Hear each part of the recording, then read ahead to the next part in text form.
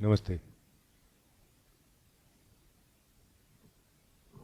My best wishes to all of you for your spiritual effort, your spiritual growth, for your spiritual awakening.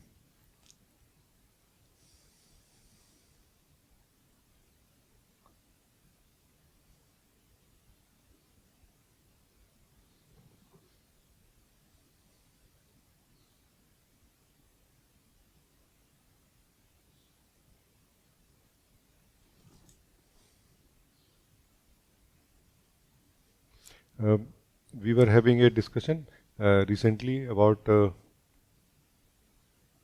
centeredness, like on these lines, and I feel that sharing that exploration can be very useful here for us. Uh, Let us try to understand first of all why ego is called false center, false self, basically. No, ego is called false self, and let us translate self into center right now. So self means center. Center means that centeredness from where we work, like which gives us orientation, which gives us stability in our actions and decisions, and our observations towards life. Experiencing also experiencing also requires stability, no? Because let's say if you are enjoying ice cream and it is moving continuously, you know what I mean? You cannot enjoy it, no? Like that. Or if you are moving too much also. So we can say centeredness or center is what is self, no? So why ego is called false self? For most of the people, for most of the life, that center, which is false center, which is false self, is not ultimately broken or exposed as something which can be broken, no? Like forever broken or forever shaken. It just shakes and breaks a little bit and repairs itself quickly and comes back to stability and centeredness again, no? But for those who in a way are destined to wake up, you can say, to the higher truth of who they are, all of us, no? For them this happens that this false center has to break in order for us to discover the true center, no? And that process itself is so not nice, I feel. So the thing that happens is generally that the false center breaks first, followed by a period of searching, internal trying to find out what to do now, what is happening, disturbance and everything, disorientation, and then slowly trying to find that true center and reaching to that also, which may take long time also sometimes.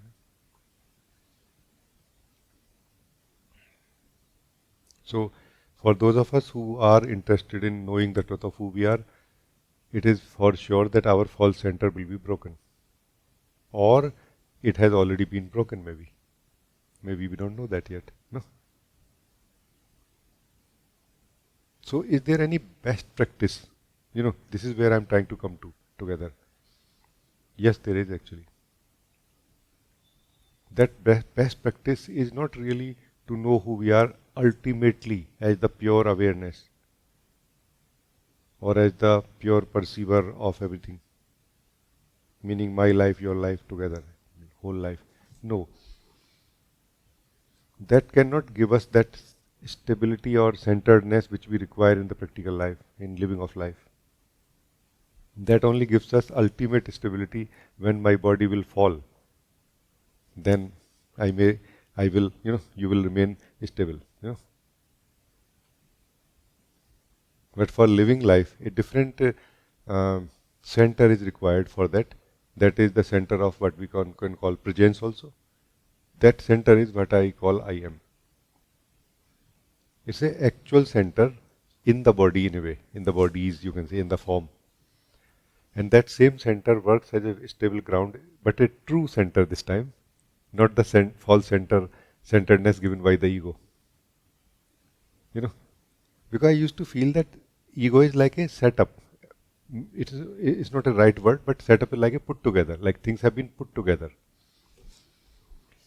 But more externally, like from outside, our upbringing, our conditioning, living of life with others, that has kind of got crystallized, like, solidified inside us, and has given us a sense of center now, from where we are living life. No? What I am talking about, a sense of I am, is the true center. It is a center provided by the existence. So, what I am saying is that if we can already start coming to the true center, while we still have the stability of the false center, it will be more of a transition from the false to the true without losing the sense of stability ever. No? This is what I am trying to say. That's why the sense of I am is so important. And it is not limited to those all people only. This what I am sharing is not only beneficial to those people whose false center is still stable, giving them a stable ground. It is for those also whose center is broken a lot, and they are kind of almost like in the air now for quite some time. I'm sure I can sense some of you are in that state right now for some time actually. That like in the air, as if no grounding or centeredness is felt in you now continuously. Even for them, this sense of I am is very useful. It will not create that center in one sense, and in another sense it will create a center also in you. When we do meditation together of this I am, what we also do is that once we sense truly and we start living the sense of existence, we kind of try to remain in this living of the sense of existence. That is what manifests actual center of I amness in our body, which is going to remain afterward, which is going to continue giving us the stable ground from where we can take decisions, make decisions towards life and respond to life, like this. So this is that what I wanted to share with all of you, that how important this I am is actually, if understood well. We are taking it like a ultimate truth, like like great beings have discovered it as the starting point towards the absolute truth, and that's where we may feel confused also, that I don't want to go to the ultimate truth yet, where it doesn't matter how my body flows, my life flows. No, I want to tell you that no, there's a choice being made inside you by you. You cannot be pulled into something suddenly. I am is a much more stable center than any state of ego center or the centeredness provided by the ego. It is much more stable anytime. That's why even if those people who have very strong stable ground of ego is still there and very nicely living life, they can practice it. Because this will very nicely, it's like switching from the false center to the true center without losing the centeredness at any point of time. Like there is no downtime. Like you are switching from the borrowed router to your own router now, for the internet, and there is no downtime during this time. You see what I am saying?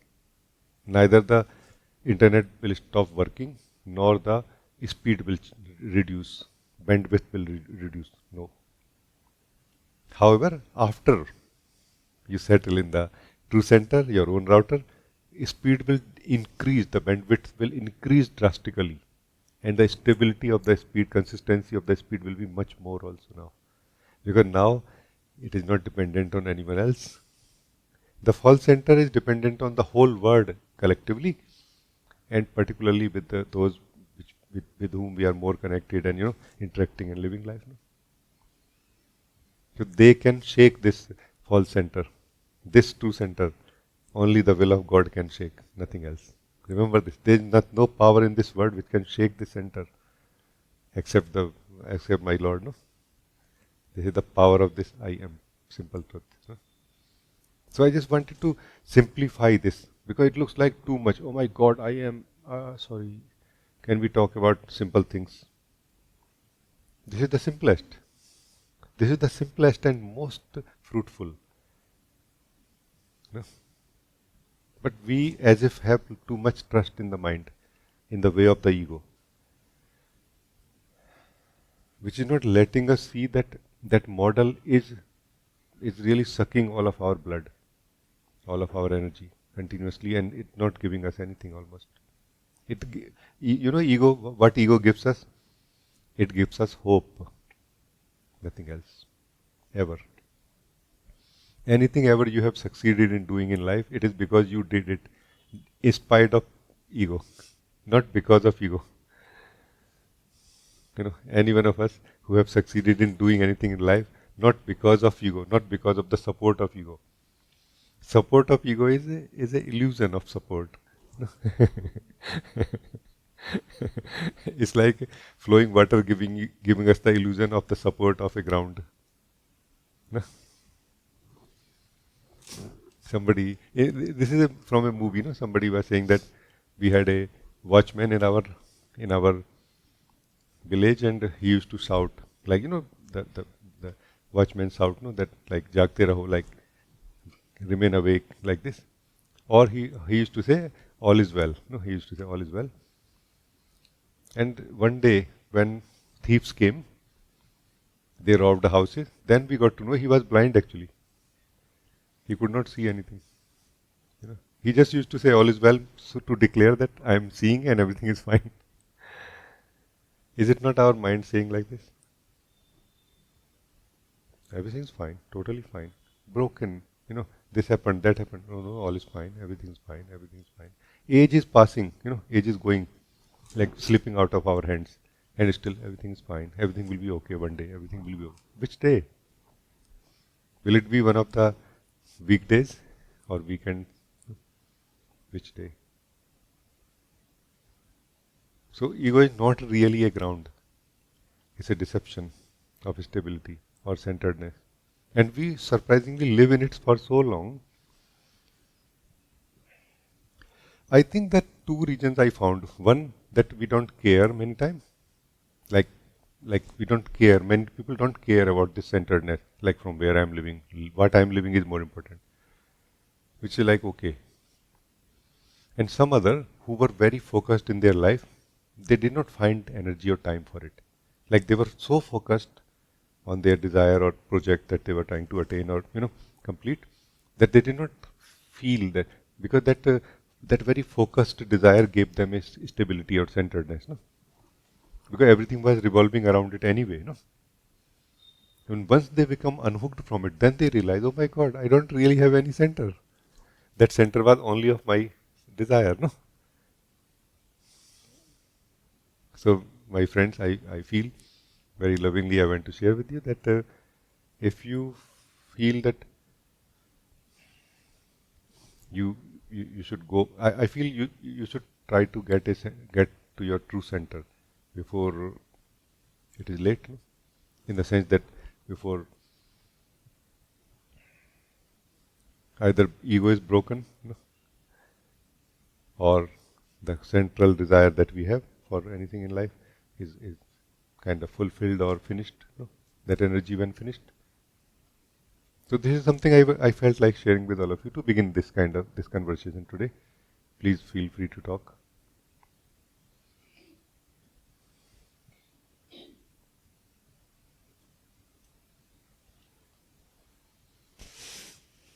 Hello. Thank you so much for today's meeting and topic. And Rajee, I would like to share something, like a little personal story type. And you please comment or share, like if anything can be seen more and explored more, please. So yesterday afternoon till evening, I was on a construction site, like a small apartment with 8 to 10 people running around, plumber, electrician, AC man, and many people, I don't know what they're doing. And it was total chaos. And yeah, been there, seen that. Exactly, I think we can relate to that. Totally. And I feel my usual Like my earlier me and my earlier German me would have been very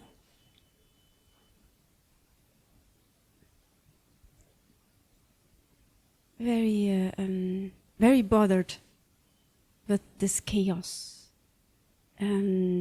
because I would see that the chaos, there is no need for the chaos. You can do it more structurally, and then everything will be fine. And yesterday, I was bothered, but very much only on the surface. So more like a tickle that I was bothered, and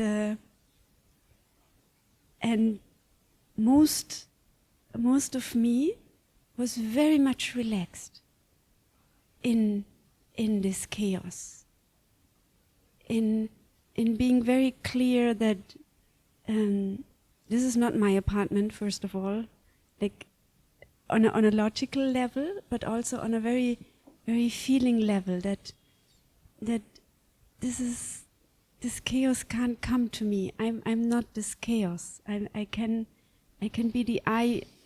Like we say, the eye of the storm is quiet. No, it felt like that. It doesn't mean that I wasn't bothered. I mean, it was loud and everything and dirty and whatnot. So, but it was there, but not affecting. And also in between, when I had to work or I was asked something, I could very easily and very easily answer or say something about it, and also because I wasn't bothered of the noise, of the dirt and whatnot, I felt my answer was much better, because I wasn't agitated because of the botheredness. And then I also could easily come back to my relaxedness. And I was there for hours, and they just passed without I felt drained, like overly, like normal. If you're out for hours, then you have a certain drainage maybe, but not the drainage which usually chaos in a room will give you. So Rajee, this was my sharing, and please, I'm very happy for your comments, and if you feel like we can explore something together here.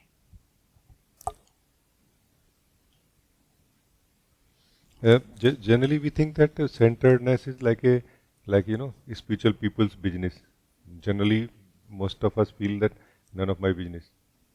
But no, actually, centeredness is a universal business. It should be a business of everyone, actually, before it is late. No, because what happens is, in the beginning of life, we are too much in a hurry to, experience, to acquire job and family or whatever, like all that which attracts us or matters in that time. But we don't care about centeredness. No? Centeredness is like a neutral gear, like learning to remain in the neutral gear after shifting the gear and going forward or backward. Then when we reach there, then again coming to neutral gear. This neutral gear or centeredness is what we are continuously missing, most of us in the life. No? So it's a actual thing that has to be practiced, and those people who do intense work, they know that it is a must. Like for how long you can do intense work, for how many days or weeks. And I'm talking about real intense work, not what we call intense. No? Meaning intense work where you don't feel like eating, like your stomach cannot even eat, that intense work I'm talking about. You have to really do something very strong to relax your stomach so that it can take some food even. So that kind of centeredness is a must. But what we are talking about right now is a actual centeredness.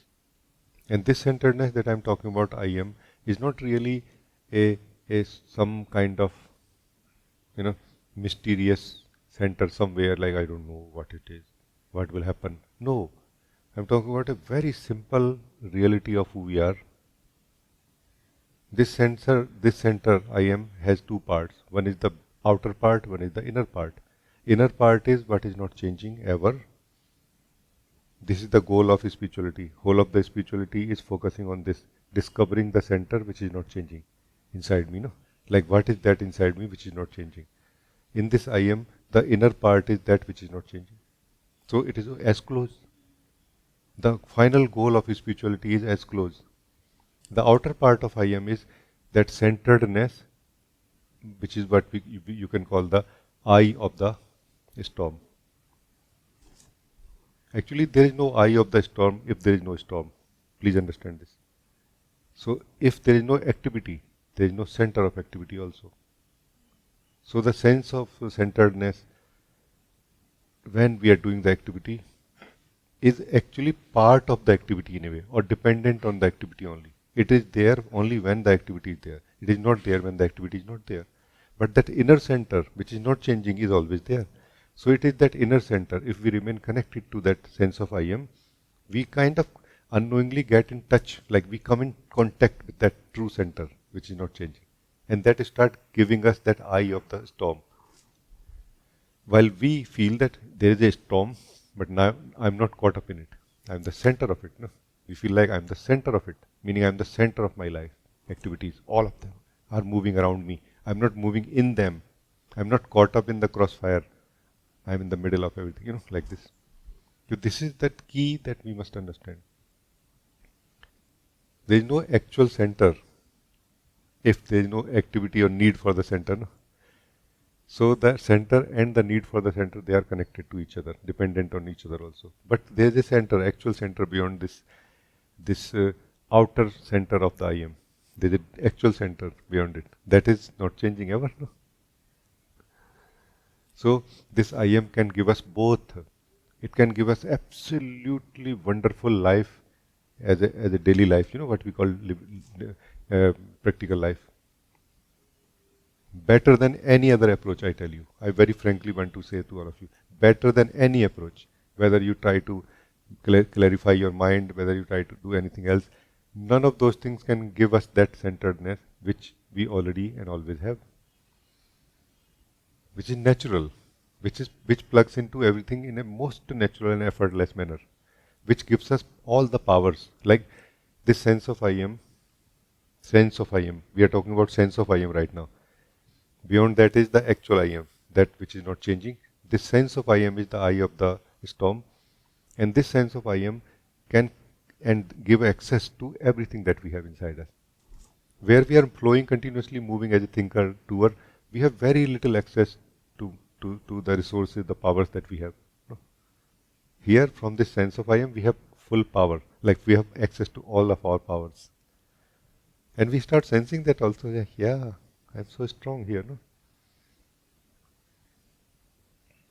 So this is something I felt. Do you feel that it's good? Meaning, would you like to say anything else?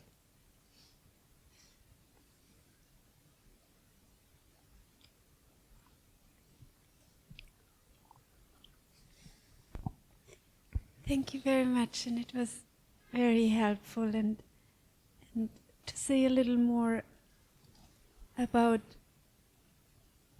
this limitness of limitness, to be limited in when being a person or in the ego, and this limitlessness, and what you just shared with the access, which is then available, which is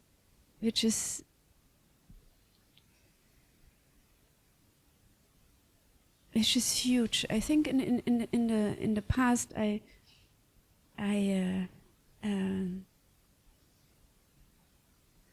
worked very well as a limited one, and actually I feel it is because you did very well as a limited one that you have been like upgraded, or you have been given the option to upgrade. No? Yeah, it's true, by the way. And also like the amount of energy which was used for working well in that old model, it was quite insane. Let's call it a lot, and it was a very high cost. I felt like in my neutral gear back in the days was becoming sick on the weekend. Yeah. Understand, totally understand. And to have we suddenly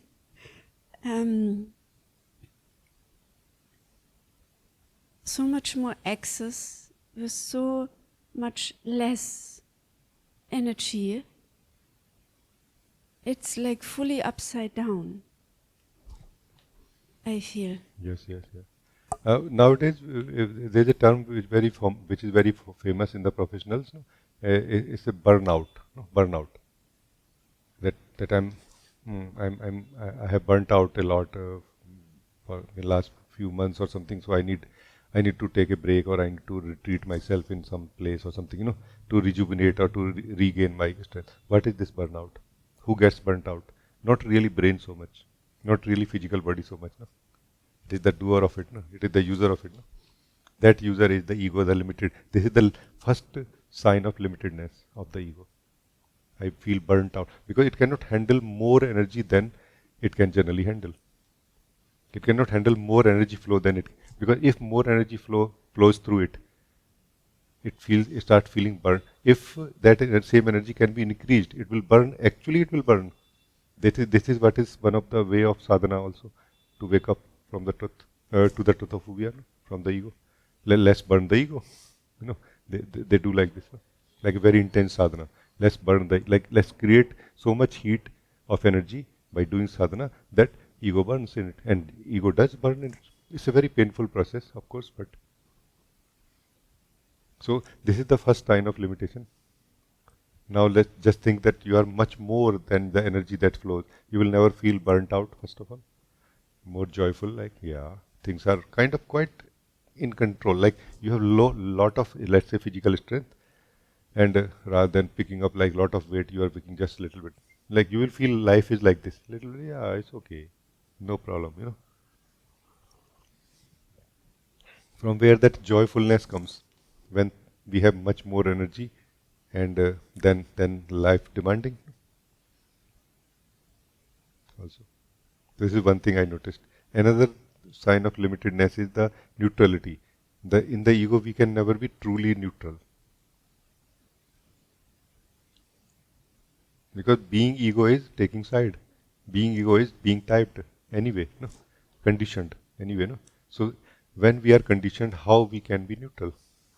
We can be neutral only within that given conditioning that we have, in which we are living, no. And without being neutral, we cannot see the truth or enjoy anything in life also. Like we are always colored, our eyes are always colored, our tongue is always colored by some taste. So we never truly experience anything of life. Experiencing, I'm saying, not knowing or seeing. We cannot even taste anything of life truly as a person. For that also, we need to let go of this limitation. The biggest limitation, the biggest sign of limitation is exposed to all of us who want to know the truth of who we are. That we feel I cannot know the truth. For example, any one of you, if you don't correlate with what I'm saying, just do self-inquiry right now for 5 seconds. Truly do it, and you will know what I'm talking about.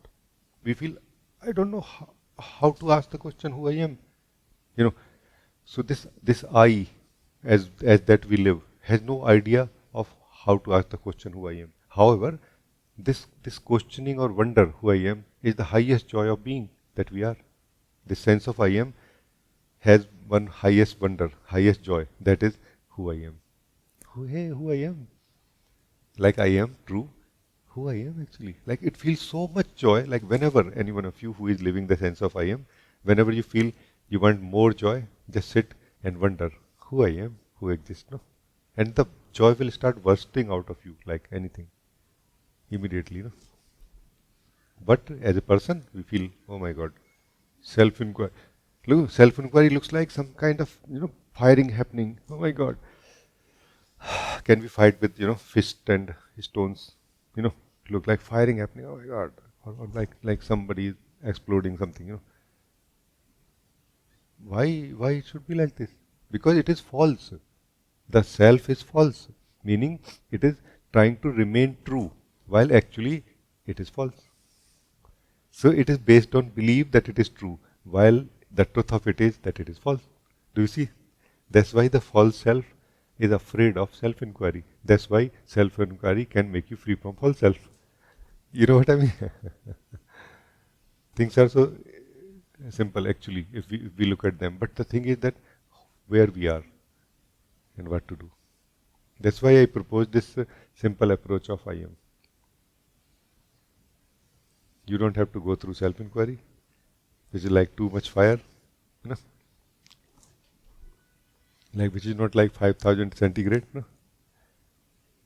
Still it is like 100 degree, you know, little more maybe, like 200, 500 degree, which is like okay. So this is that limitation actually, no. I hope that yeah. Thank you. We think that I know, want to know who I am, I want to get enlightened. All of this is connected to something called spirituality, and then I will finish that course and then I will come back to life. No, life is one. And so I am. I is also one. Life is also one. It's not at all about spiritual or non-spiritual. It is about living or not living. It's about being joyful or being miserable, suffering. No, it's about that. Life is one, just one life, one being that I am, that you are. No? Thank you. Anna, you want to talk?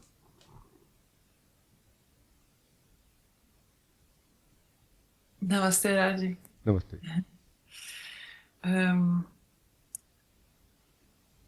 Actually, I have two questions, but I will start with one. I think it's all connected. It's also connected to the topic that you started. The first one is something that we started discussing last satsang with the body. Here I'm a bit the whole week I'm trying to observe it, and it comes like as a burden in my case, the body, because I understand that it does not really exist. And your body doesn't exist? Oh. Well, it does, but it does not exist as a fixed image or as a fixed unity. And it is very much affected of how we are energetically influencing it, or in which of the centers that you were talking about we live. It affects also the body. But in my case, it looks like we were speaking about this rejection. It is not so much rejection as burden, like I have to take care of it. So in order to do that, it feels almost like having to come out from this center, you know, where I know that without the body we would not be able to have this experience of separateness, and then also of oneness and of God and of all the beautiful experiences that we also come here to experience. So there is, I don't know, some kind of misunderstanding where there is where body feels more like a burden or like heavy, which it is. It is the most gross kosh, as you call it. So I guess pranayama and yoga, they help, because we can kind of protrude with the breath and with consciousness while we do these activities. But maybe you can say more about it, like what else can be, and why does it feel like, oh no, I have to now cook again, and I have to take a shower, or I don't know, clothe myself or go to work. Like it is all kind of just to be able to take care of my body or the body of my child. Yes, thank you. There were many things which you said are very beautiful and I feel true also. But there were some things which were also not true. Like there is some understanding which has to be corrected or, improved in a way or something like this.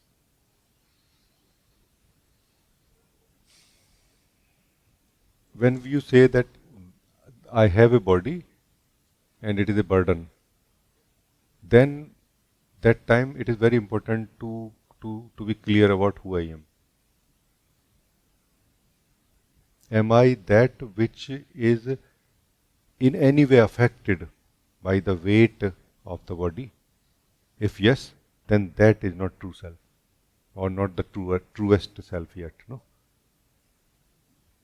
And once we reach to the truest self, which does not lose its truth or joy or bliss, even when the body is heavy, that true self does not have any objection about the body being heavy. It doesn't have any judgment towards the body being heavy or energies being heavy. It sees them as a fact only. Hey, it's a fact. Meaning, I am the bliss, I am the Satchitanand, but it is a fact that my body is heavy. Meaning, this is how it has been in the past. And let me do something about it. So it doesn't feel disturbed by it, or it doesn't feel unhappy meeting this fact that my body is heavy. It just finds it so. And then it works on it. Like I saw people with full body, everything is functioning so well, very athletic body, very strong body, and very unhappy people, like very miserable people.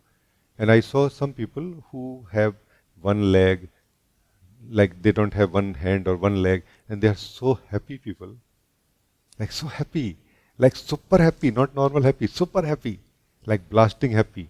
Why? Because they are not rejecting the fact of the body at all. They have accepted that I have only one hand or one leg and I have to make best use of it. So making best use of it is the way of the being that we are. Spending energy in judgments that things could have been better, like my starting point could have been better, like my body could have been lighter. Why it is not lighter? No. So this is one point I wanted to highlight here. That even when we are so close or so clear about who we are, and yet we are not fully clear. Like when you are fully clear, then you are fully blissful also. No. Regardless of how life is. No. Meaning regardless of how intimate the pain or heaviness is, like as close as the body. No. Like a child also we have seen, like there are children who wear glasses also, very young, like 2, 3, 4 year old. They are bothered by it, but the energy and life is so much flowing that they are not really bothered by it at all, almost like this. So this whole thing is a sign that we are not living the purity of our own being, and the life is flowing less through us from the center into our body mind also.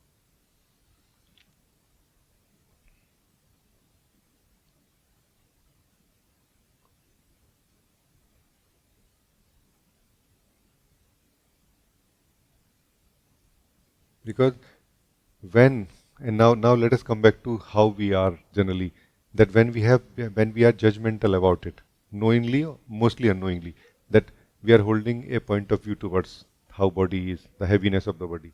We think that we are just looking at it. No, we are contributing to the heaviness also.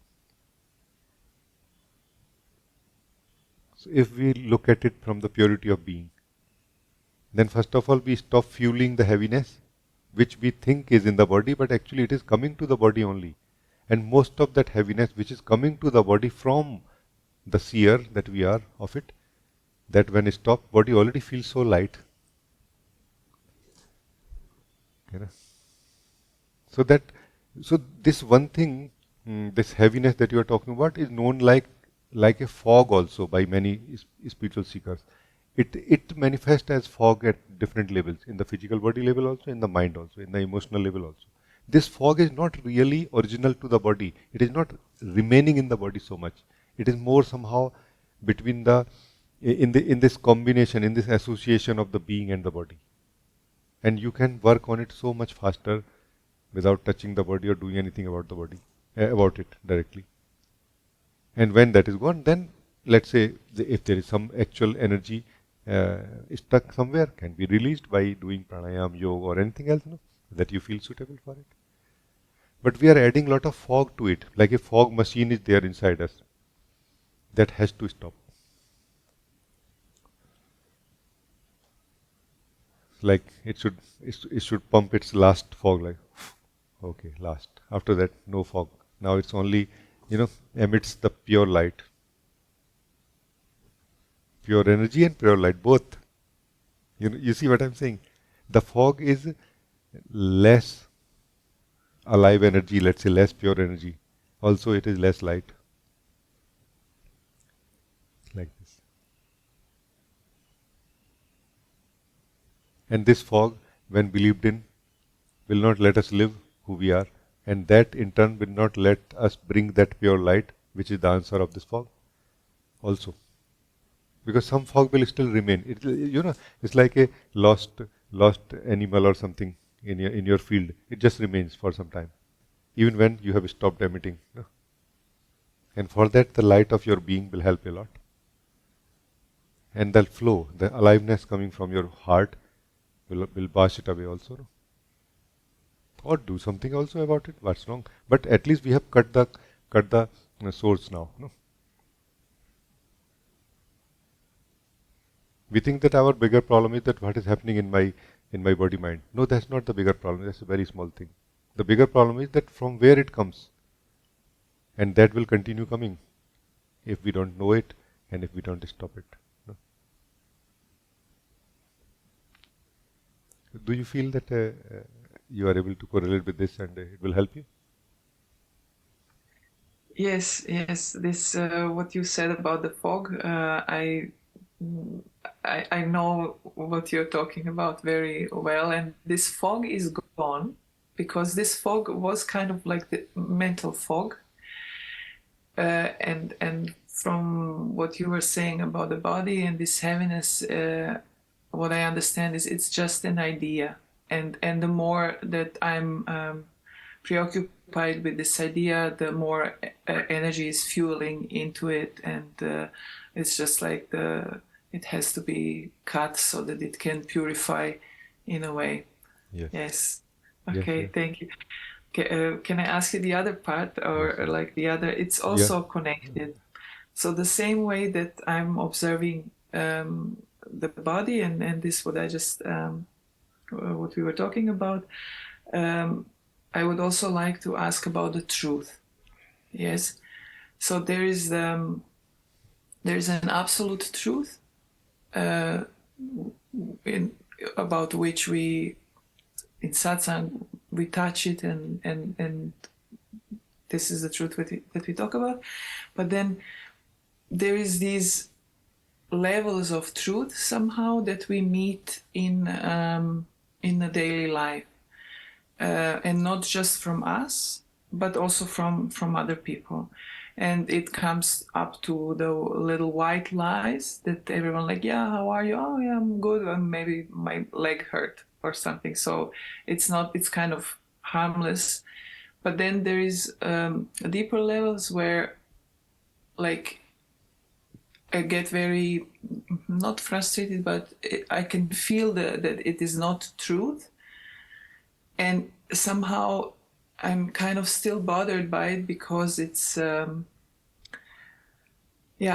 important is it? Is it even important that if we live by this truth, and if we are centered in the right place, that there is like lies, so many lies around us, and in a way by going to work and by admitting to this and admitting to that, we kind of also are part of this lie, in a way.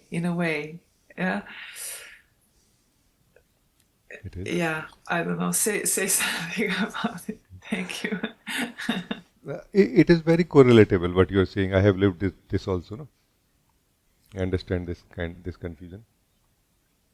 See, one thing very important to be understood is that even if it is one life, ultimately being lived by the one experiencer of it, called the Lord, no. But also there is individual life. Me and you are individual people now. We are the individual self, true self, but individual level. Like the same true self living from the individual point of view now. No. So you are not really a self. You are the point of view through which the true self, the Lord, is living. No. Please understand this. It's a very important thing to kind of even allow a little bit in the heart, in the being. You, the whole of you, me, the whole of me. Whole of me means whole of the Rajee and its activities and mind and consciousness and everything together is that standpoint, that point of view through which the Lord is living. No, same for you. So, and when it is living like this through you, it is living a very individual point of view. Not like, okay, we all have to be same. No, it's just me and my life. It's like this. And of course, other and their life will also overlap. The circles are going to overlap and touch and go and like this. No. So in this, the challenges faced by us when we are living ourself and life from the true self into this individual point of view, the challenges faced by us are not because of how life is and because how unconscious people are. It's not because of that.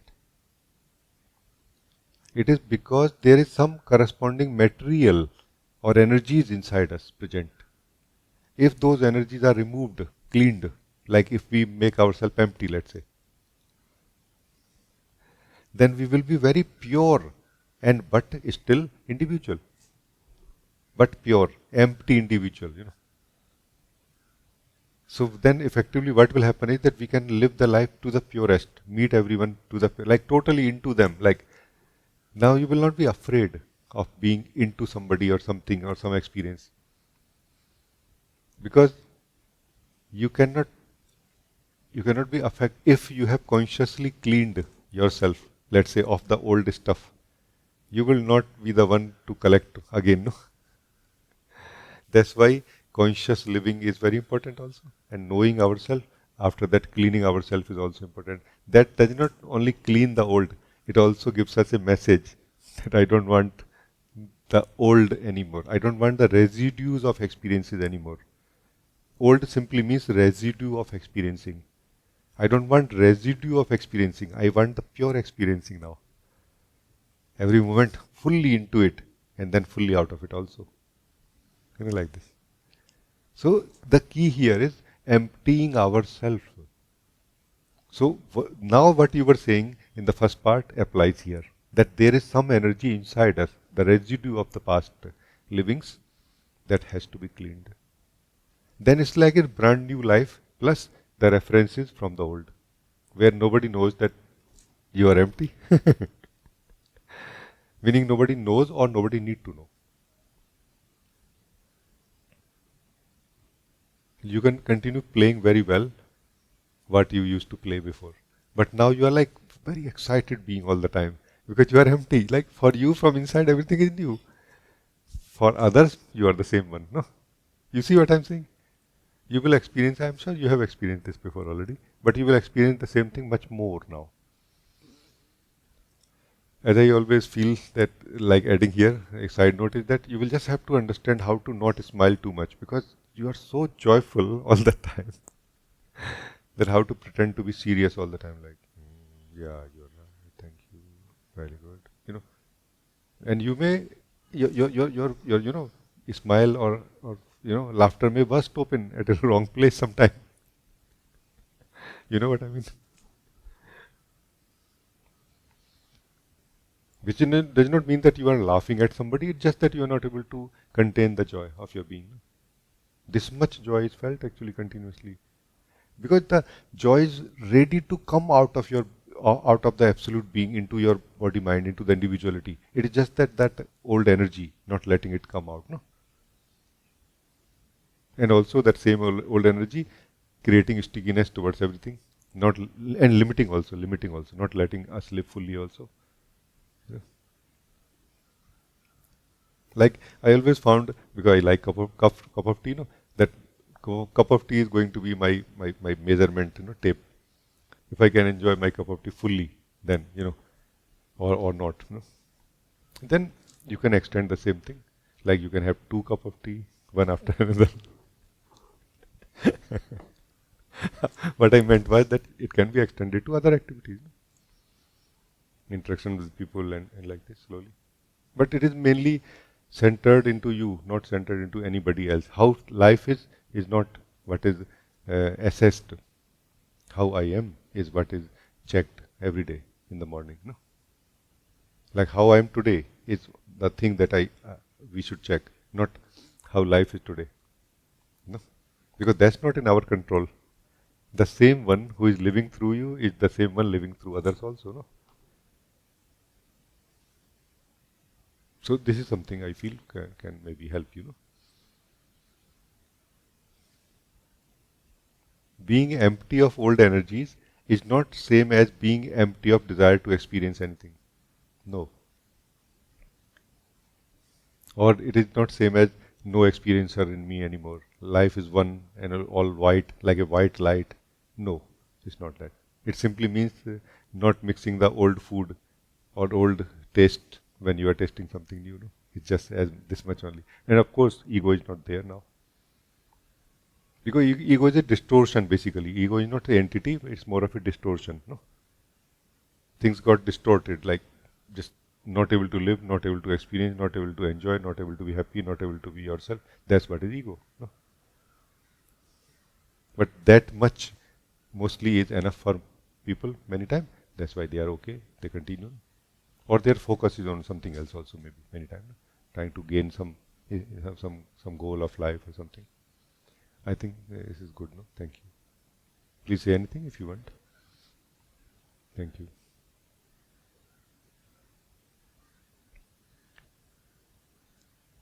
So let me end here this with by saying this to you, Anna. Somebody asked Ramana Maharshi, when you get awakened, how do you deal with others? He said there are no others.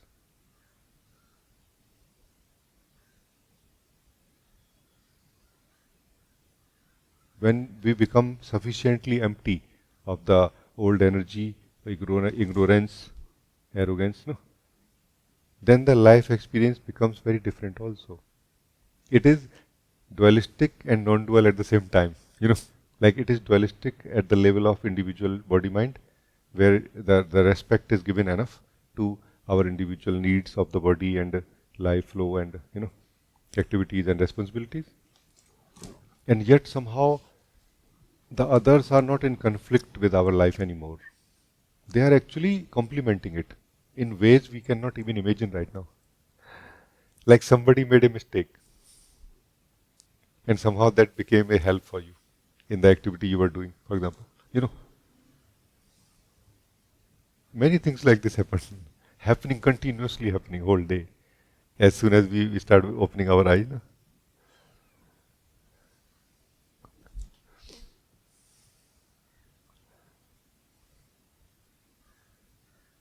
Thank you. I feel very happy talking with you. Thank you. Because it's a real conversation. When we are talking, it's really something changing, something being attained really. Thank you. It's very good.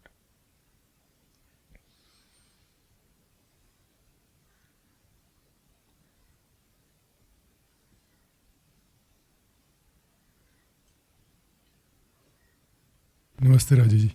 Namaste. Ji, you just quoted Ramana Maharshi and about the awakening. And I wanted to understand in reference to awakening, the sleep.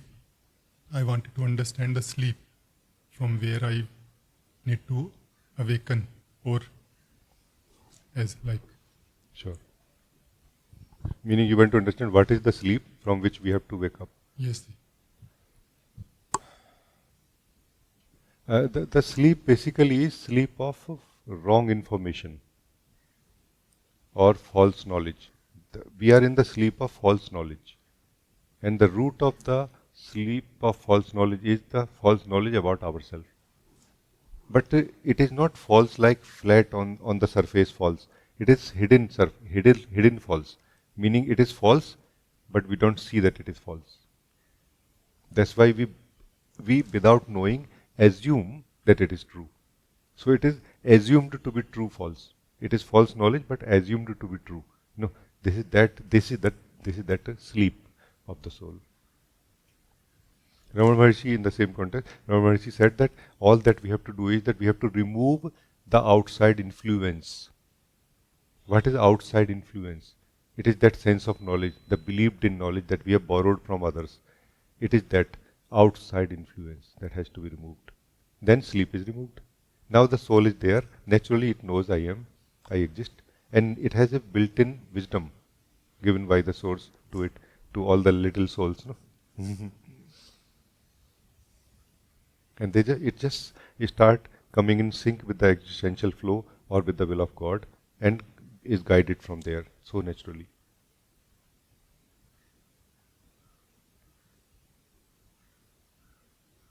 When it is living in the sleep, that sleep results in resistance. Resistance to what? Resistance to the will of God, no? Resistance to the existential flow, no?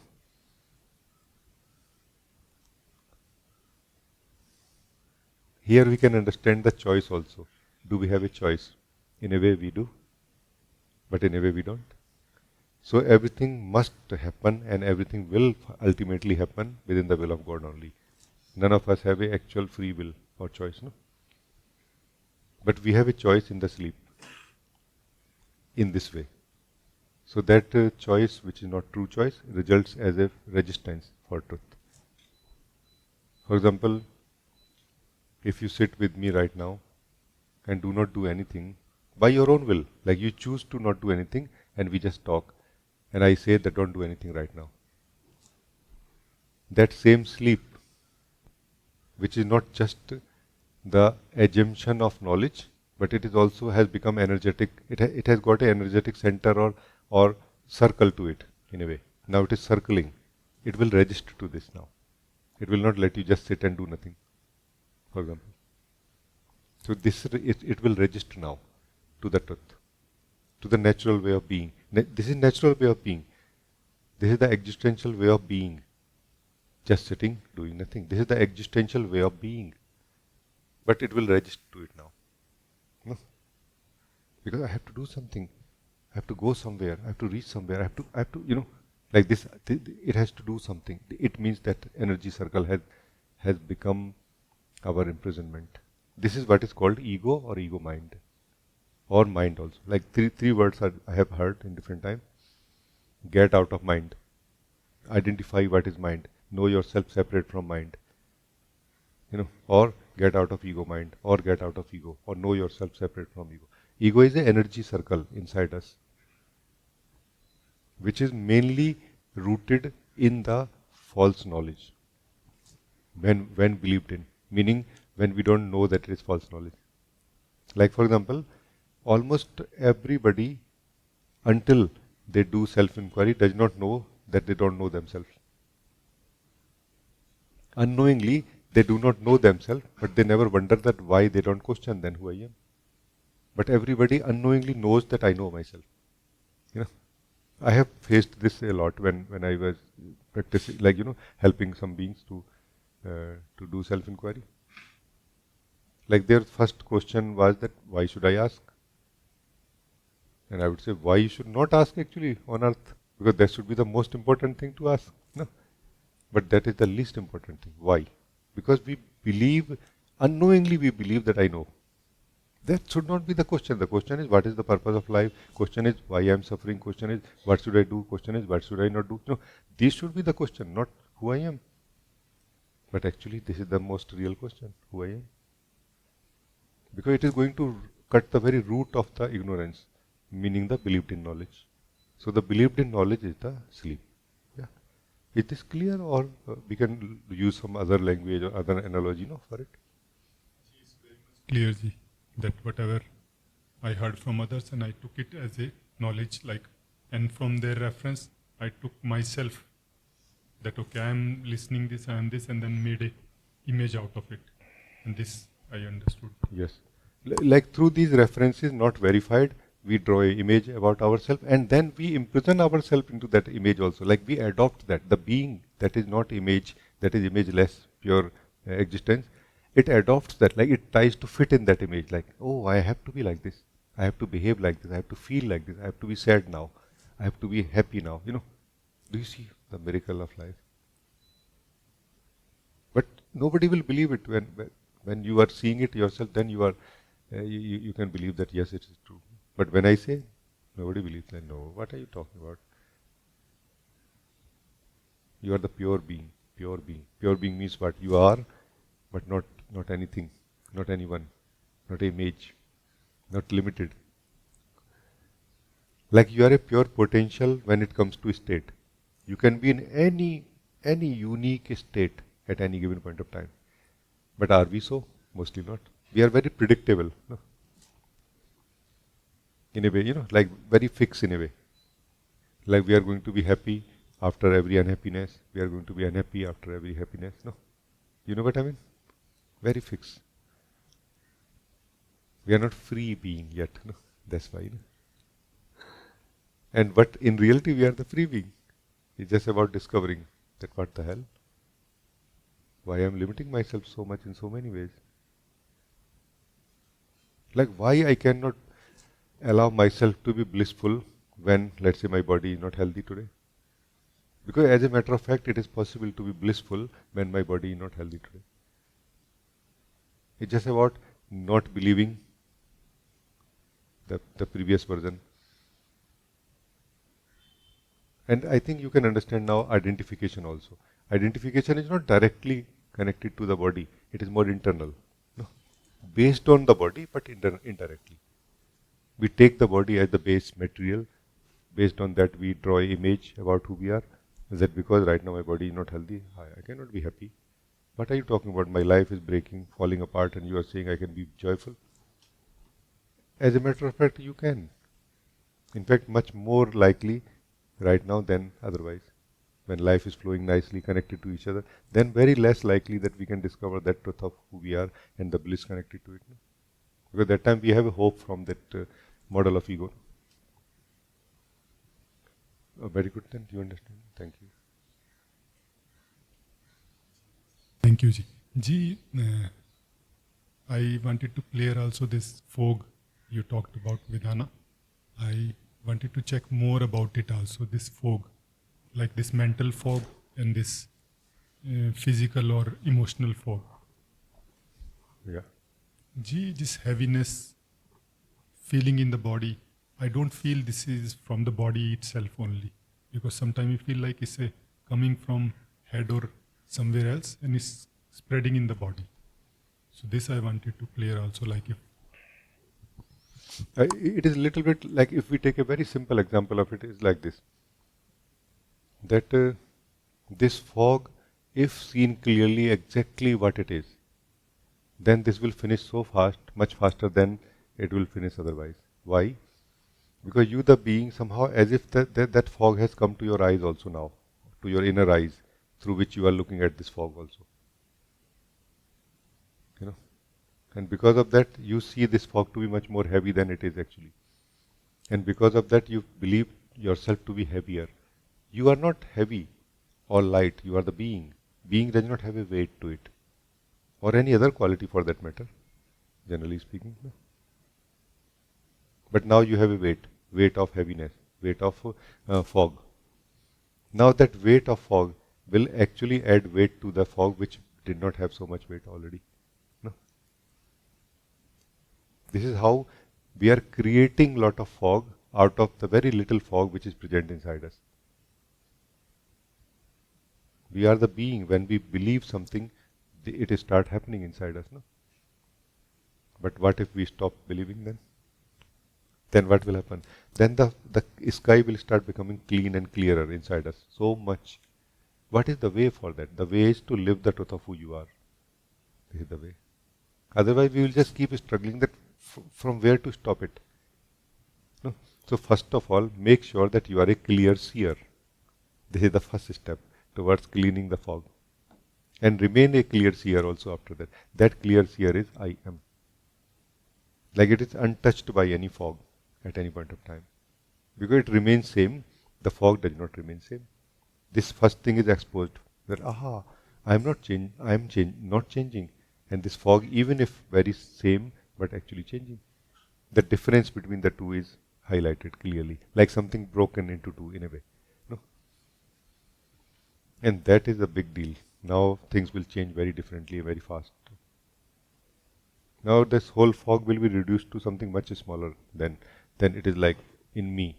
Now it's not to you. Like we feel that it is in my eyes. Now it is not in your eyes. It is in front of your eyes only now. Even if inside you, inside your body mind, like this. So this is where the being starts waking up to who we are beyond the body mind also. So is this understood?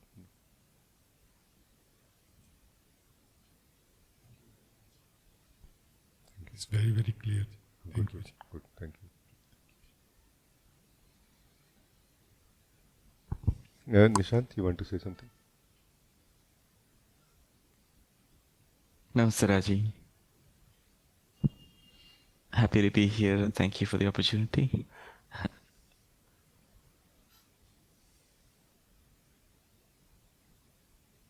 Maybe we can just joyfully just explore together a little bit. Maybe we can comment. Yeah.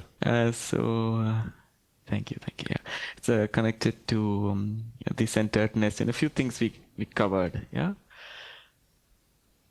From a very practical perspective, also, I experience the center. The center that we operate from can change very quickly. For example, I was on a road trip last few days, and if I'm driving towards somewhere, the focus, I'm just giving an example also based on this experience, I'm heading in that direction, but beyond a point, if I start to get really hungry, then the focus switches to satisfying my hunger rather than going there. So the center has changed, so the center seems to be very,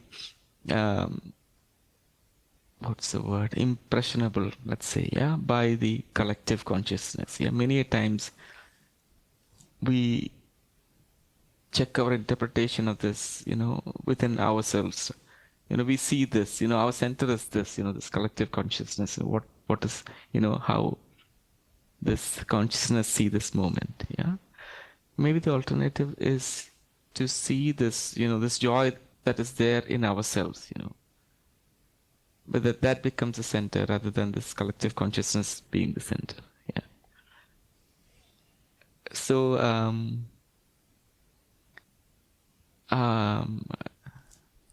so the need shifts, so the I'm missing the exact word for it, but the necessity. What is the word? Like the necessity we are feeling at this point shifts from to the experiencing the joy that is there in us. Yes. There is a very common word used in the circumstances, but somehow I forget that word right now. Meaning the priority changed or something? Yeah. Like there is no need, like a goal, there's no goal, to go behind something. The goal is now to live the joy of the being. So I'm not saying that I'm completely that way, but I do feel that that the goal that I have, the plan that I have to achieve the goal is now more flexible. I think you've mentioned in one of your earlier retreats also, like the plan is now made in pencil. It's not made in like arc ink that it has to be this way. Yes. It is now more flexible. All the wise people make plans with a pencil. No? Wise people, those who are less wise, they think that whatever I have written once, it has to be the same way. No? So, can I say something now, or you want to say more? Please No, say. no. Please go ahead. What you say is very valuable. What you are saying is very valuable. Our truth of who we are, that unchanging aspect of I am, actually does not provide a fixed center, like one center for all situations or activities. Rather, it provides a general purpose centeredness, generic centeredness, which manifests differently in different states for different needs or situations. But it always provides a central point of view and wisdom which is existential, wisdom which is not affected by the collective consciousness, personhood. No, the wisdom that is provided by the center is not affected by the collective personhood. You are always like as if moving in your own way, not affected by others, and always happy also. And in that, the second thing you said was that as if somehow suddenly the joy of my being or my own existence becomes more important than, let's say, hunger, which basically, as soon as the hunger happens in the body is going to start searching for food now, and it will do less and less anything else. The more hunger, the less it will do anything else. At some point, even it will stop the brain, through which we think a lot about everything else except the food. No, so body has this much power within itself. It will start, it will stop supplying blood to the brain, for example, as soon as it goes below a certain level of energy. So it's very beautiful what you are saying and very, very true.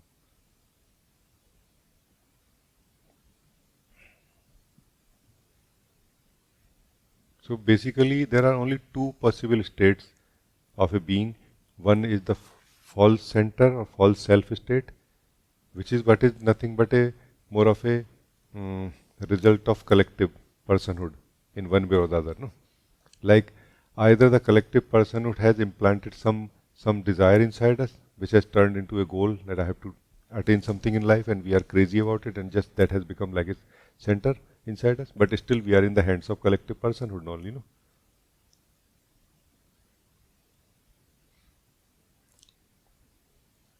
Or the other is the true center, or based in true truth, the truth of who we are, the true self that we are. That is I am. These are the only two possible states of a being in the body. In the first version, we are plugged into the collective personhood, where we have access to all the clubs of a person can go, or at least we have a sense that we are connected. No? Like we are basically energetically connected. That's why we don't feel alone, even if we feel alone. No? You see what I mean? We still feel I'm included in some way. And there is, we plug out of the matrix of personhood into the truth of who we are. We remain in the world, we live the life, but not plugged into the matrix, which is a different lifestyle, a different way of living also. Now the center will be you, not the commands will not come from the collective personhood. Commands will come from you now, from the being that you are.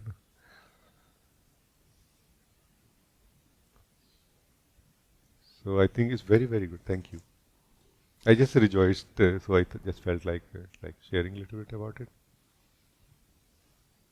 So in some ways, what I'm hoping to connect is, from my stillness, which is relatively moving to the stillness that you are. That is what I would really like to do. Yeah. The unmoving Buddha that is there, who's talking from your end. Yeah.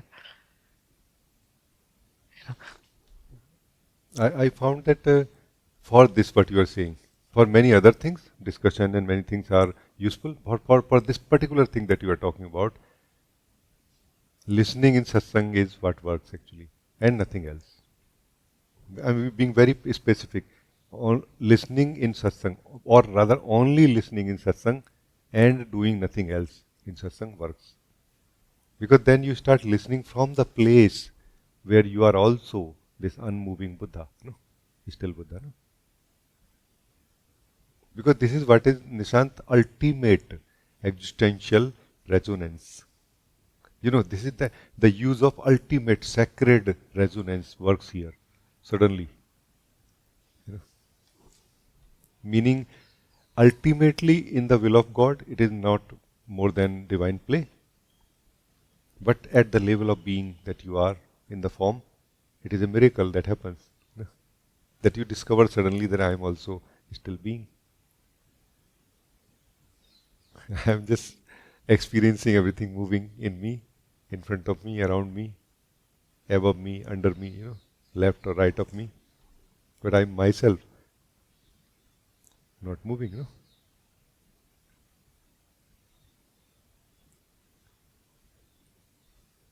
So, the highest purpose of satsang is this, that you are asking now. No? But for that, we should separate different sections of satsang, even same satsang, separately, differently. That okay, this is discussion section for me, and this is listening satsang for me. So, whenever you, Nishant, feel that you want to attain this stillness, taste and discover this stillness that you are, that time it should be a listening session for you, not discussing session inside mind, not thinking session inside mind now also. No? And then when necessary you can have that discussion session, thinking session also. No? And you will see a different way of listening will start happening inside you.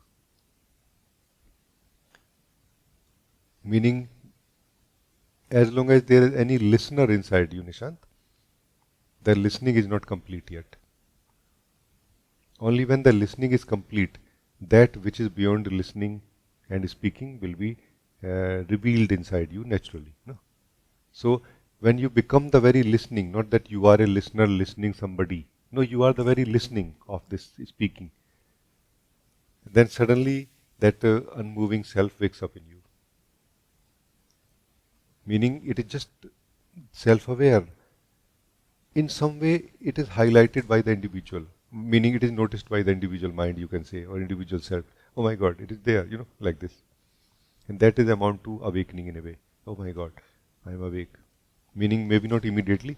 After some time that sense of identity switches from the individual to the universal, to the unmoving, unchanging self.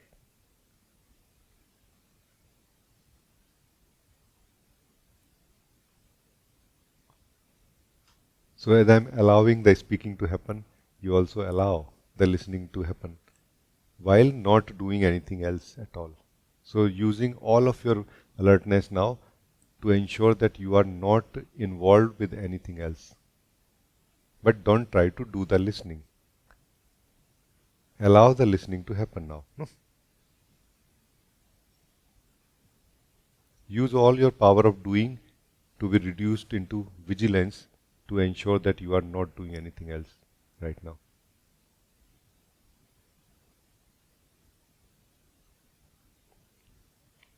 Then allowing the listening to happen right now is allowing the meditation, dhyan, fundamental meditation to happen right now.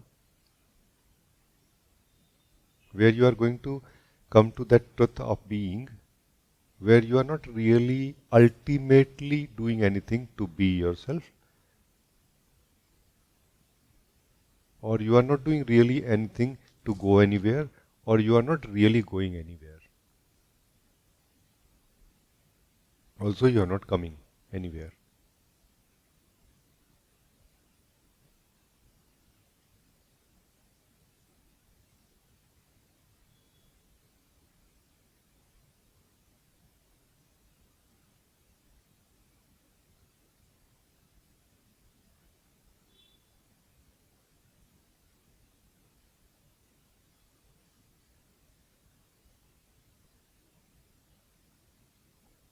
And as you are aligned to this speaking, as you are allowing this listening in you, your most fundamental awareness will simply start functioning now. It will allow you to notice everything that you are not. It will allow you to notice everything that is being noticed by you also now. You will become aware of being aware now naturally. This is the power of this simple thing, no? Of listening in satsang, that you will become aware of being aware so naturally. And what you have become aware of, in one sense you can say, is what is the moving aspect of you, changing aspect of you.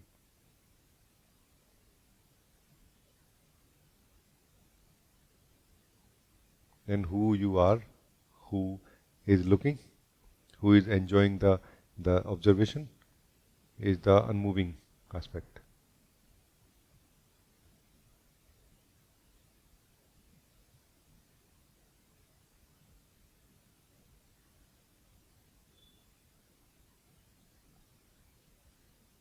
The observer that you are, who is unmoving, is remaining here and now by itself, without effort.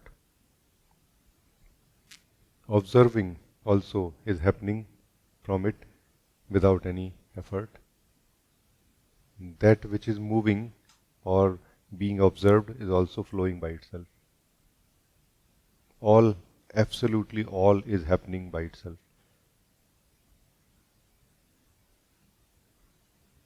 This is freedom. Yeah. This is freedom. This is liberation. All is happening by itself. Absolutely everything is happening by itself.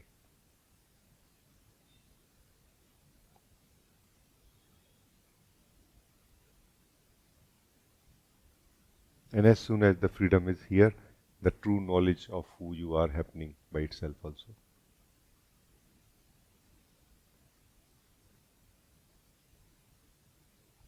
True knowledge of who we are cannot be reduced to a goal, even if a spiritual goal cannot be. That will keep you into a doer, thinker. No, you need to be free from doer, thinker, so that you can discover who you are. This is the way where we are right now. This is the way to freedom. Ultimate freedom. Not freedom of the doer, freedom from everything. In which doing is, but doer is not found.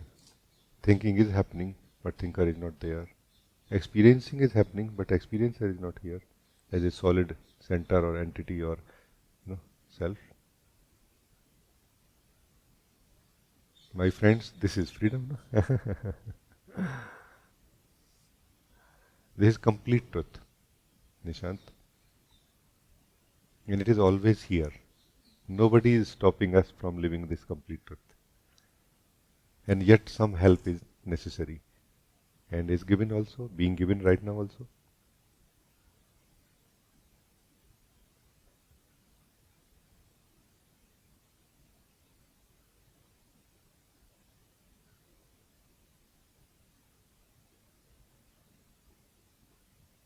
So thank you, Nishant. Thank you. Thank you, Ramesh. Thank you.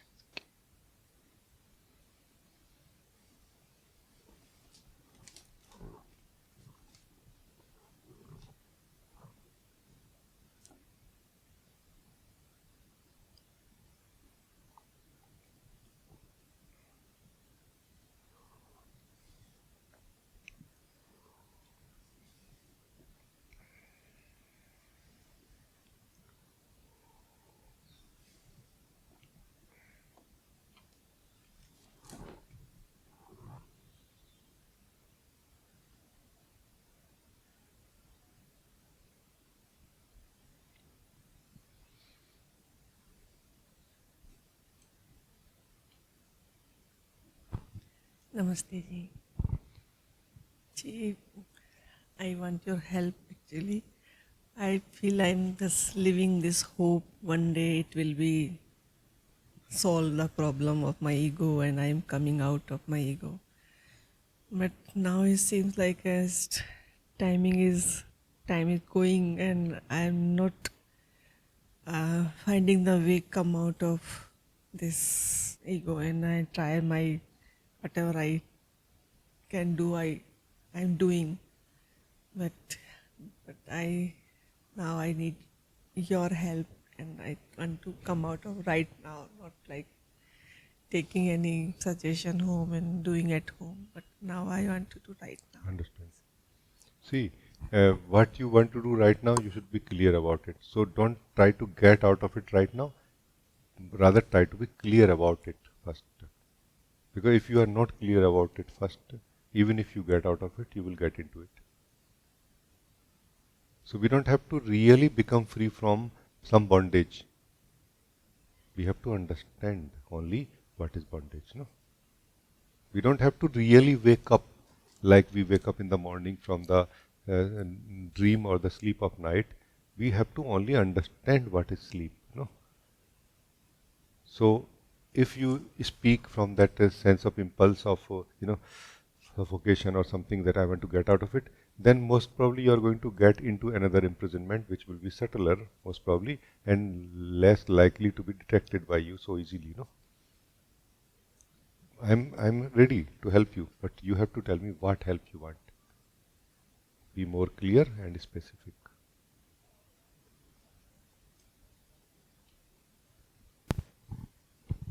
See, I want to like understand how I'm again trapped, so then I will not go again in this trap and Understand. like whatever it is, like it is ego or it is whatever. So I don't want to be come in this either happiness become ego or sadness is becoming ego. So like totally coming out of and living as a self, not any state. This I understand. Like I can feel that you are talking about something experiential, not just from the mind. No, I understand this.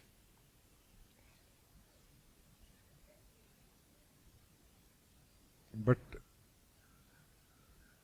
I need some kind of ground where I can connect to you and so that I can share something. So I need something that like a homework that you have done so far so that I can extend or I can use it as a reference. No?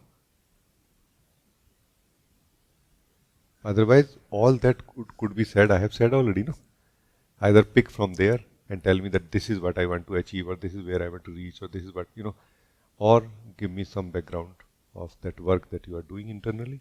No?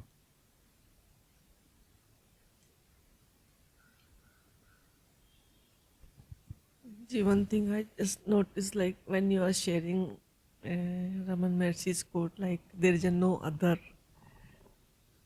and this appealing me, but and in my case it's like only there is a no other, only me, but it is an ego, not as a self, as a being. It is ego is so strong, so I Which am one? not. Which one is ego? The one that you are seeing or the one who is seeing it? Which one? I'm just being a little active right now and direct, so I hope you don't mind. Because I think you asked for help, no? So which one you are talking about? You the ego or that ego which you see right now in you? Which one is ego you are talking about? No? See, I'm talking about ego. Ego that I'm- you see. Ego that you see, not the ego that you are. Who are you if you are not ego? It seems like I'm ego. Yeah. So you are talking about you the ego. Meaning you want to be free from you the ego, not the ego that you see in you. Yes? Say, please say. I want to really understand very well before I say something. Yes, see, now I'm not seeing ego. I am saying I am ego. I am the ego. So That is very I am- easy. That is very, because then you have done the homework already. And of course, you should not go back.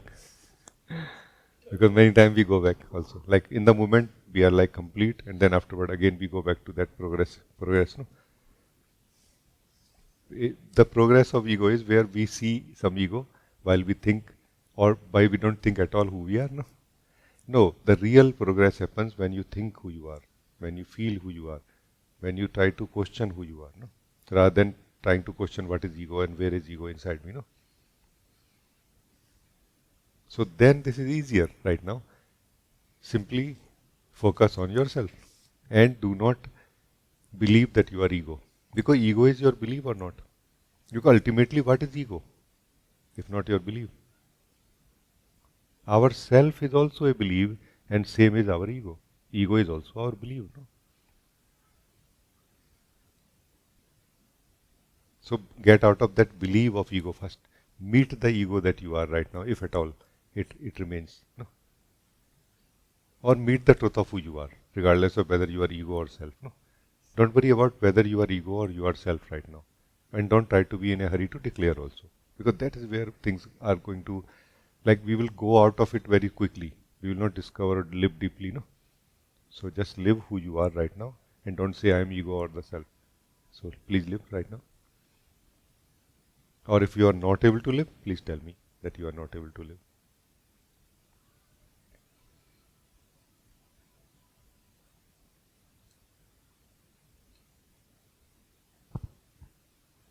Jihi, it's so strong, as if this fog is so strong, so it's fine. very difficult to live this. Live what? Live as myself. As myself, I did not say. That as myself is your idea. Let go of this idea right now.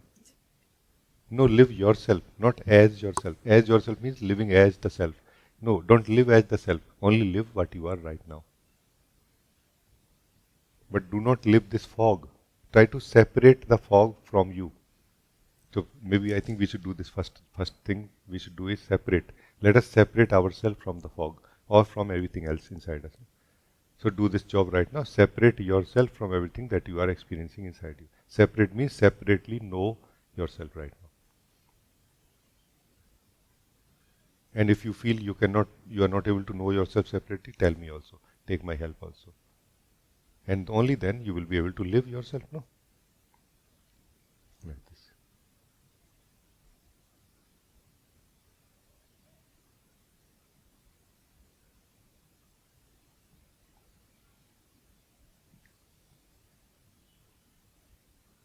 So fog is a thing of the past for you right now, even if it is just few seconds before. No?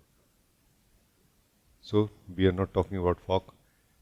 We are not talking about thoughts. We are not talking about feelings. We are not talking about even that, oh my God, I don't know, I'm not able to get out of it, what to do. Even put aside that also. Are you able to feel yourself separate from all of it right now?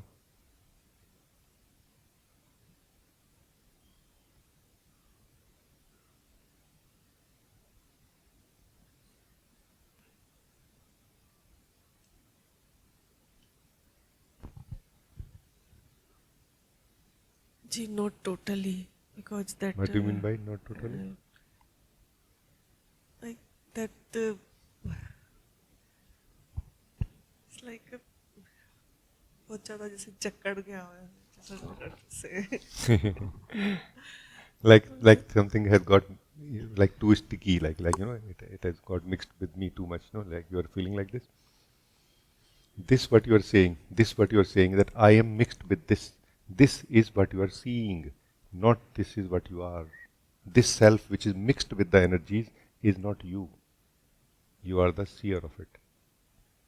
Leave this self where it is. Don't try to be this self right now. Remain as who you are only. No. Don't try to become. You are still trying to become. I am saying don't become, only remain. No. If you try to become, then the unconsciousness fog is going to mix with you. If you don't try to become, no. You only remain as yourself. Don't try to become yourself. Becoming yourself is by some standard, through some belief. Are you able to understand this, what I'm saying?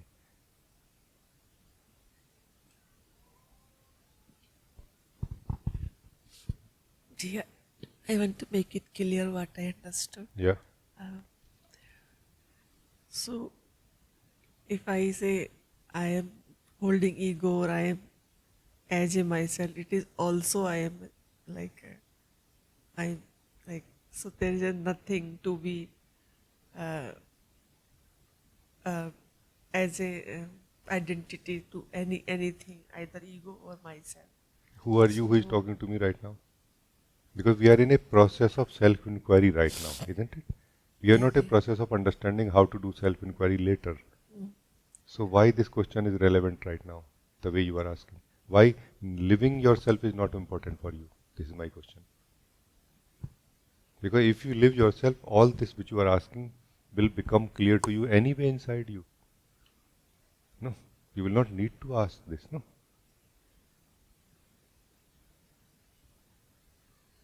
This is my point. Otherwise you keep asking, I will keep replying. It will go as a reference in the mind but will not serve ultimately. No? Are you interested in living yourself? Maybe you should ask this question right now. If yes, then just simply live. If no, then also okay. I don't have any, I don't put any pressure on any one of you. You should live yourself. No, it's okay. Enjoy as you want to. Just be clear and more importantly, just be happy. Be joyful. You are not suffering because you are not living as true self. You are suffering because you are confused or divided. No. We are suffering only because we are divided. Not that. Basically, we are suffering because we are not plugged into life, into the flow of my beloved. No. Just one region that we are unhappy, suffering. Just one thing. So please tell me.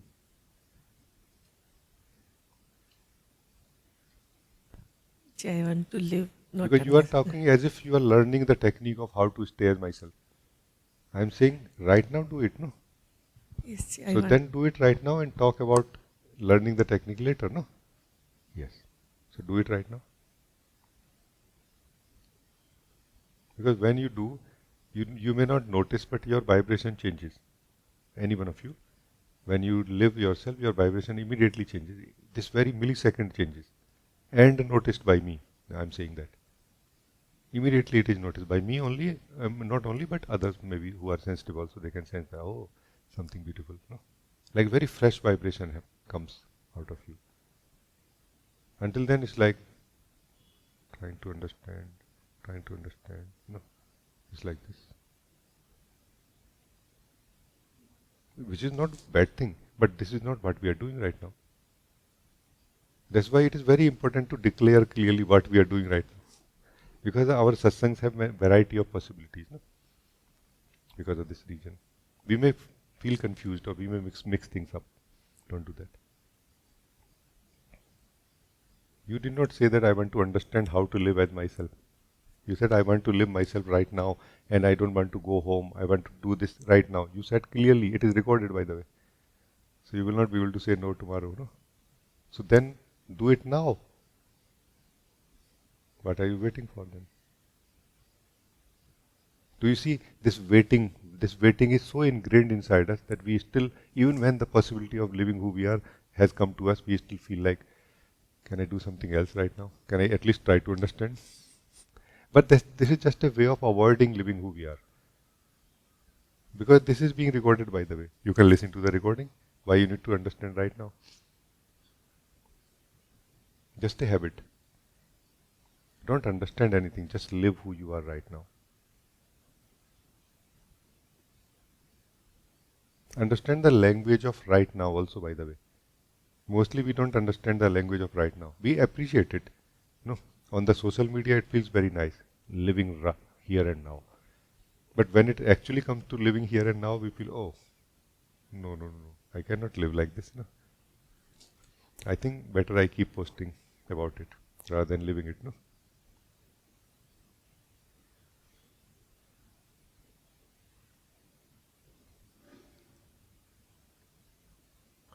One funny thing I noticed, every one of you must have noticed or will notice in some way inside the mind is that whatever we are doing right now, we are also continuously thinking about it. I am staying as myself right now. I am not able to stay as myself right now. Oh, I am able to stay. Like we are continuously, a parallel thinking process is going on inside us. Why? Have you thought about why it is like this? Why, what is the need of it? And who is that who is talking about it? Because you are not that, obviously. No? Have you thought about it? Oh yeah, now this is silence. Who is talking? This is silence. Oh yeah, now I am silent. Who is saying this? I am silent. If you are silent, you are just simply silent without saying that I am silent. No. Meaning outside is okay. If somebody say, hey, you wanna buy a cheap glasses, then you can say I am silent right now. No? But inside you, you're just silent and you just keep saying I am silent. I'm so silent. So damn amazingly silent. No? That makes no sense. Do you see what I'm saying? Please be aware of it. Because this is mind. This is called mind. Mind means that involvement with the flow of thoughts which we are not aware of.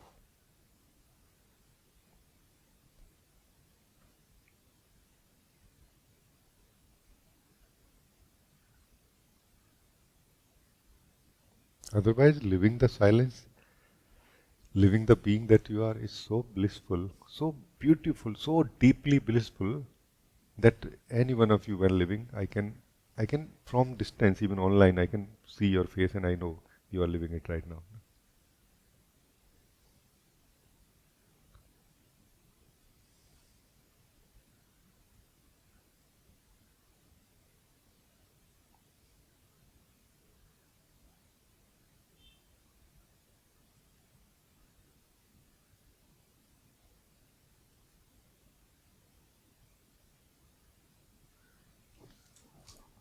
So please report anything if you want to, any feedback.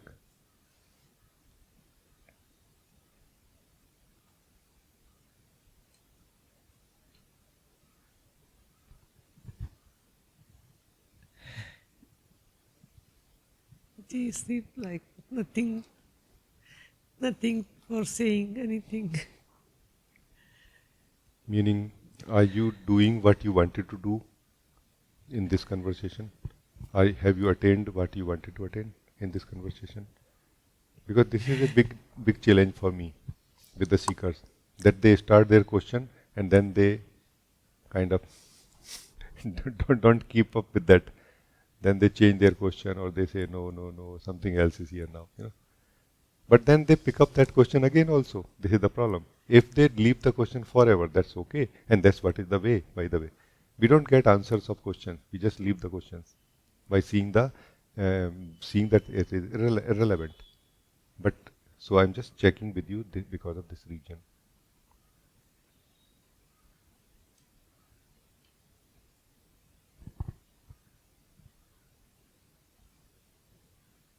Gee, now I am living. Living who you are. Yes. And you are happy about it? Like no complaints? Yes, no complaint. Nothing is lacking? No. So then fine. And then continue like. Yes. Thank you. Thank you. Very good. Thank you.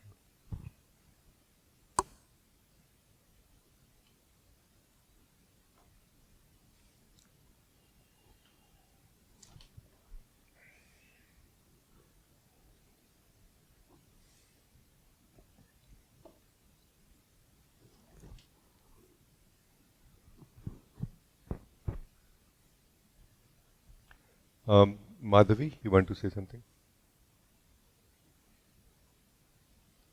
Hello, namaste. Am I audible? Yes. Thank you.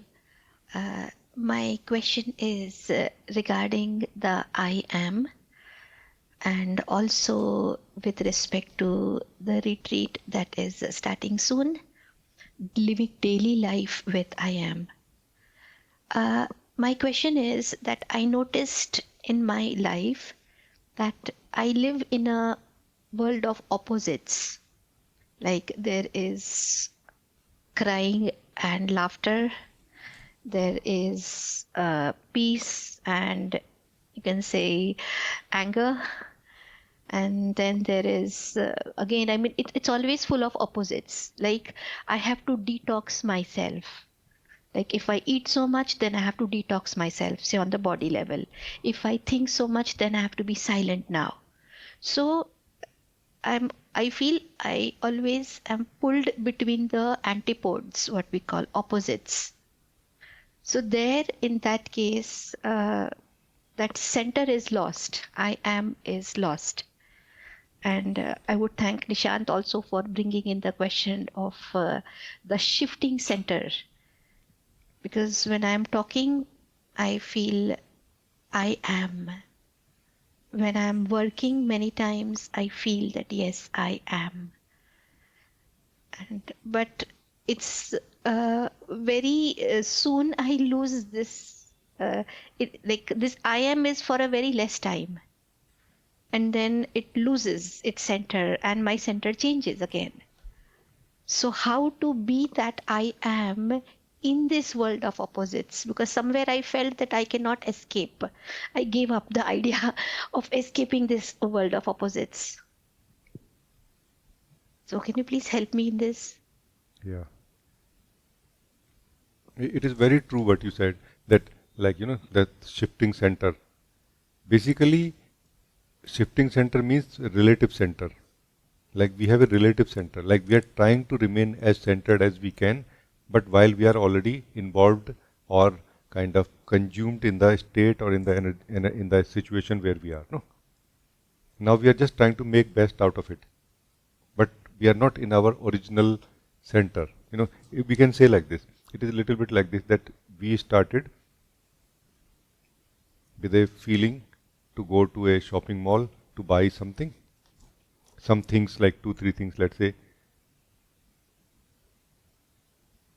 And that time we had a center of how much money I have, how much money I want to spend basically, and mainly what are the things I want to buy, if they are available at this discount, let's say, or sale or something, is going on. And that center remains quite nicely until we reach to the shopping mall. But as soon as we go to the shopping mall is arranged, all the shopping malls generally are arranged in such a way that kind of we forget what we started from home.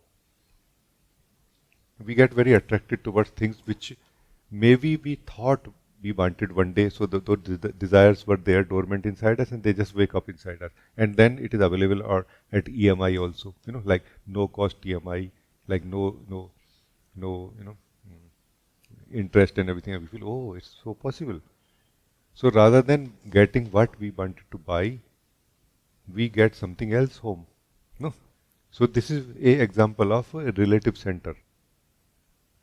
Still we have the same money, still we are the same being who we started, still we have the same house where we are going to go back, and that same thing works like a center. But we have lost something here in between.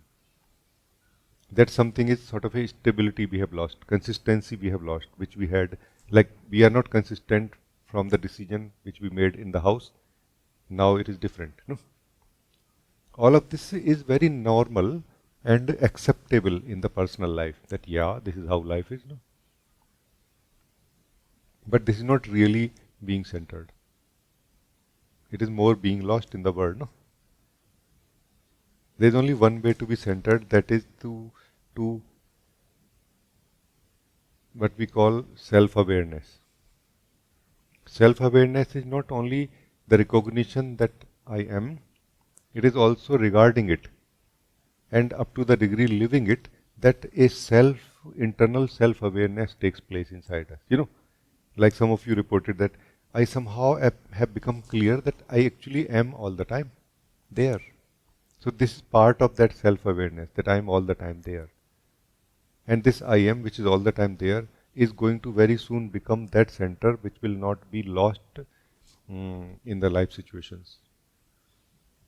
It will become a real center, like it will remain the real center that we have, which is connected to all the important things of our life, how much money I have, what I care, what I don't care, what I want to do, what I don't want to do, all of that, it will retain very nicely in the subtle mind.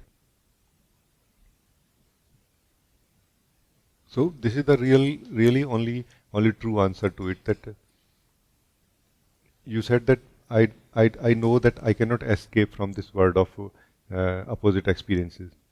Actually, there is no word without opposite experiences. So you are not doing something wrong. And also there is no need to run away from it, by the way.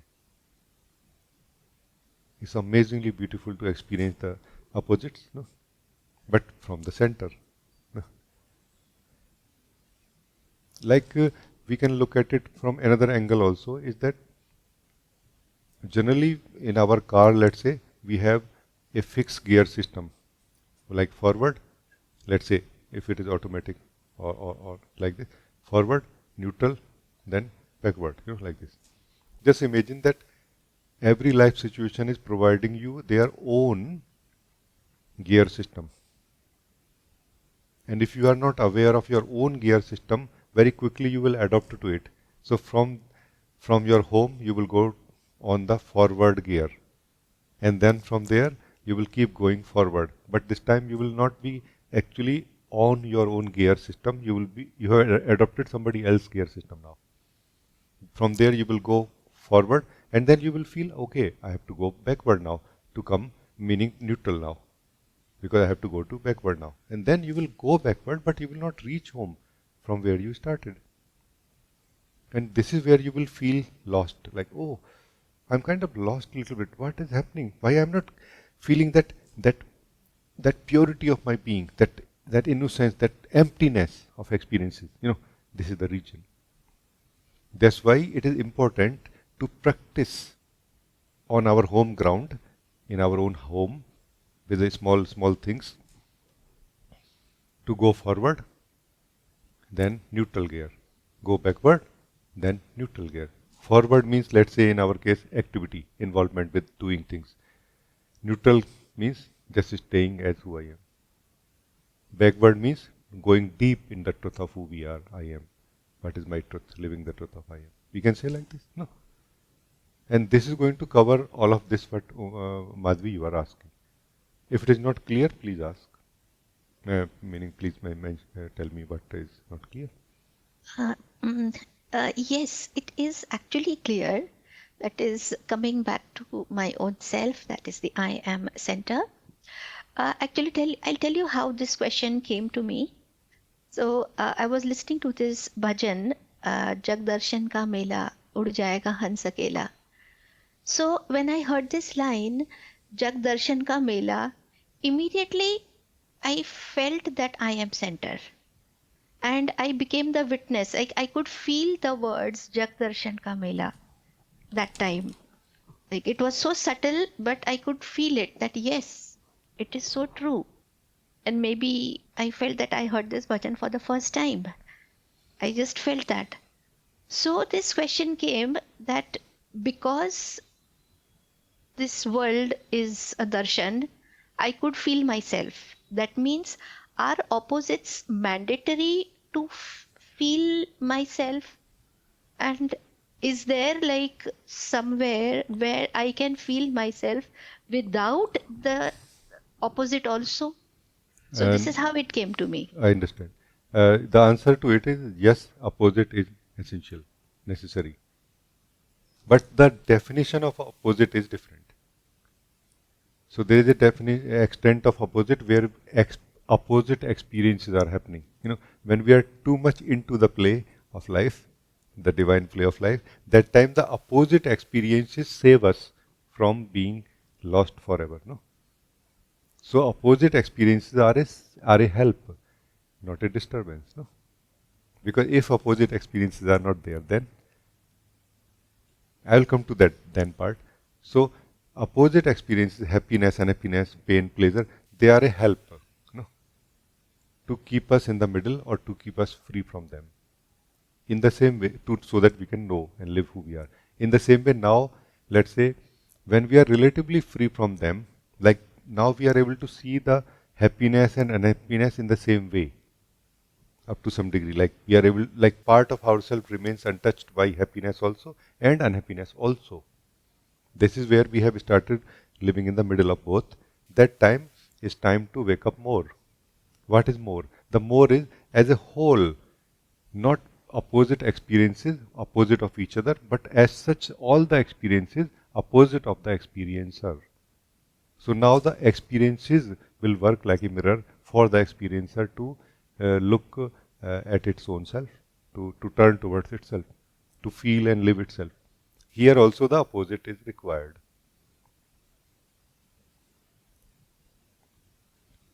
No?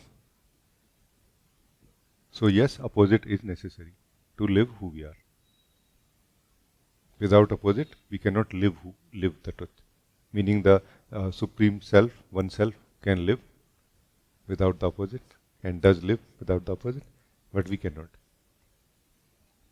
The whole purpose of the duality is this, to create the opposite, like a mirror.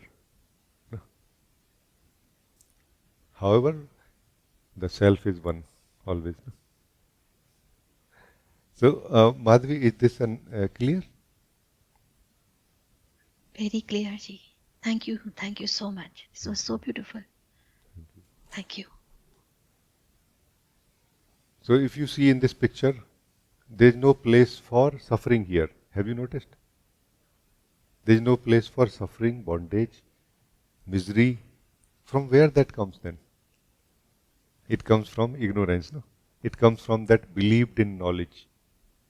Meaning knowledge which we don't have, but we believe we have, or we depend on. Right. So just keep verifying our knowledge that we really have, whether we have it or not, how true it is now. How true it is now also is important part. Maybe it was true that time, but not true now. Like most of our childhood knowledge was true that time, but not true now. Or not relevant now. For us, not for us. No. For other children may be useful, but for us maybe not. So keep updating, verifying, validating our knowledge is the way to remain free and contemporary and connected to the truth of who we are also. Yeah.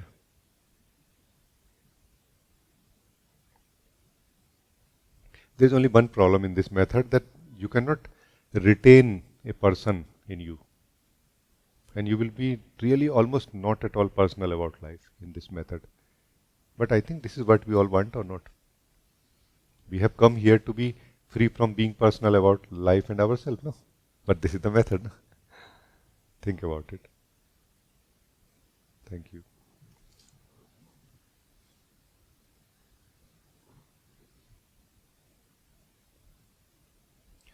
Mila, you wrote, it is amazing. I just realized that my ground is that silence, this emptiness. This is my true center. Thank you for this exploration. Thank you for your guidance. Oh, so nice.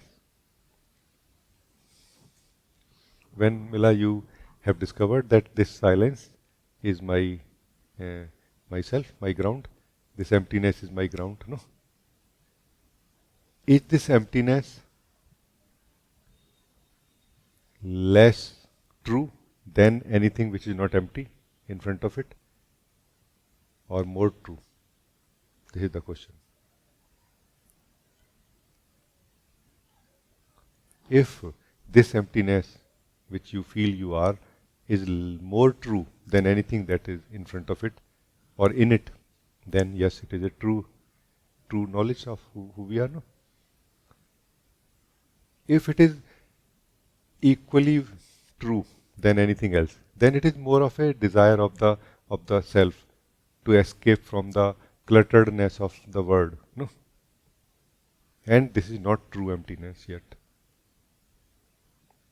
True emptiness will not let any objects to be there very soon. It will convert everything into emptiness.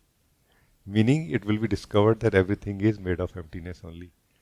If this is true emptiness, everything will become emptiness also very soon. Body, mind, thoughts, feelings, they are all made of that same emptiness that I am. No?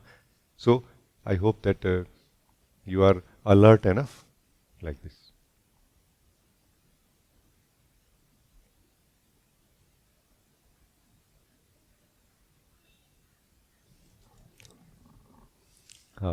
You are writing again. It is like the only true that I have. It feels like this. Okay, fine then. Very, very good. Then it's fine. Because many times we are searching for emptiness inside us like a vacation, like a holiday, like a escape from urban life, like a escape from noise of the mind also. Then we will not be able to really make a house here. We will just come here and we'll go from here. No? That's how, this is the mystery solved here, that's how we lose emptiness or the self. We don't lose it, we just go away from it. Our interests are governing us and moving us from here to there. No? Once we become clear about our interest, what we are interested in, we will become master of our movement. No? Of our movement of what? Movement of attention. No? Yeah. So I think very good. Thank you. Still, there is a little time left. If anybody want to talk anything quickly, we can talk. Then we will end this meeting.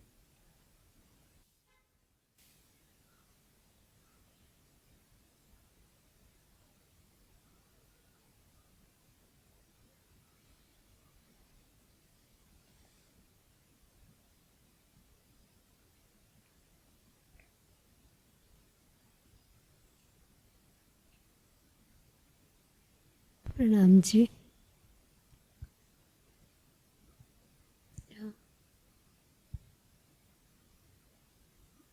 Ji, I am practicing for who I am these days, and I want to report for that.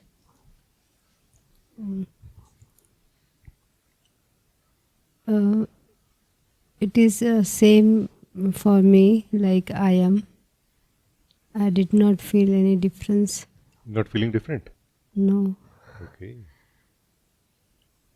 Whenever I see myself, I see inside me myself. So it is kind of the same practice, I feel. Maybe I am wrong. Please clear me. Not that you are wrong, but maybe you are giving up too early. Because as soon as you are able to feel that sense of existence inside you, you think that I am done.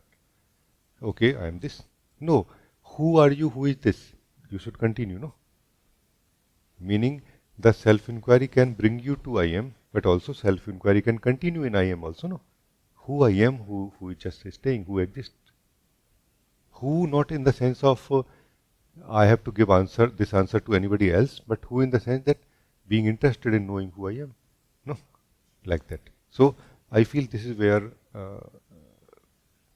why it is necessary, because so that we can go to a certain depth of knowing who we are. Depth in the sense of going out of mind and living the truth of who we are and knowing the truth of who we are from living the truth of who we are, not from the mind. Mostly we are knowing the truth of who we are from the mind. Like we dip our toes little bit, go back to the mind. Okay, yes, I could live today, that I am. No, that's not enough to get out of mind or be free. No? It is not enough to be free. Self-inquiry must continue regardless of how much you have discovered. You should not give up self-inquiry. Self-inquiry should give you up. This is the key about self-inquiry. We give up self-inquiry like, okay, enough. Like 15 minutes, I think is good enough. No, not like this. Like it was very intense, no, Rajee? No, not like this.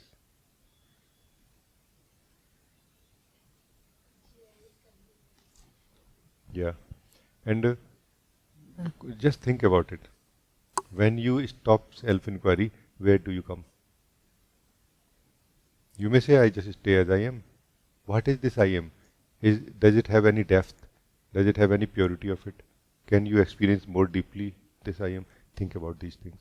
Because we mostly come in the mind after finishing our self-inquiry. No? We don't come in the mind. We remain in the mind only. We just look like we open a window of mind into the self and look at it like, okay, who I am actually. Wow, I am like a space. I am like, basically I am. And this looks like a sufficient knowledge, but we remain in the mind only. No? The way to be free is to be out of mind. Going out of mind and remaining out of mind. This is the way, no? This is the only way to be joyful, really, by the way. Meaning, if we really want a centeredness and blissfulness continuously inside our being. So this is where I feel improvement is possible. Yeah, I clear this. I continue this self-inquiry and will report you again. Yeah. I mean, we should do self-inquiry like this, that one day we do self-inquiry, then we will improve, like some improvement, growth will happen. And then next day, the growth point should be the starting point next day. Then we should grow more. Then that more should be the starting point next day, no? It should be like this, not like, oh my God, I am done. No, it has to be a progress also, actual progress. Not really that self is progressing, but more like I am progressing in recognizing that how I am caught up in the mind. For example, self-inquiry very simply highlights that how easily and how continuously we are caught up in the mind. So has this all been highlighted? Not yet.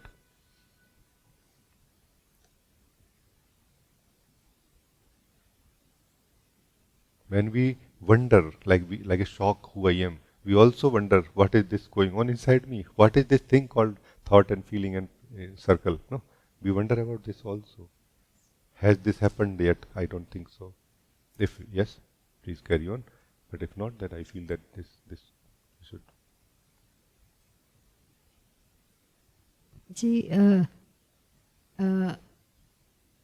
Means before I cannot see, like I am blindly in it, but these days I just see everything is just mind going and capturing whole day, how it is coming and capturing me.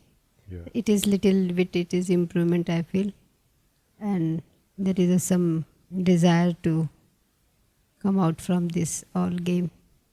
What is happening? Yeah, it's good. Self-inquiry will for sure get you out of mind. Because self-inquiry does not get us out of mind in one sense. It gets us out of the false self in a way, the sleep of the false self, no? Into the truth of who we are. For that self, there is no mind in which it can be caught up. Like it laughs like, what mind you are talking about? I am looking at mind. How can I be caught up in it? The self is looking at the mind. How it can be caught up in it? No. So the very desire that I want to be out of mind is coming from the sleep only.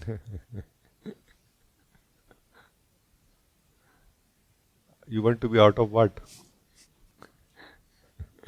You cannot be out of anything because everything is happening in you. There is no space anywhere in which you can go from out of yourself.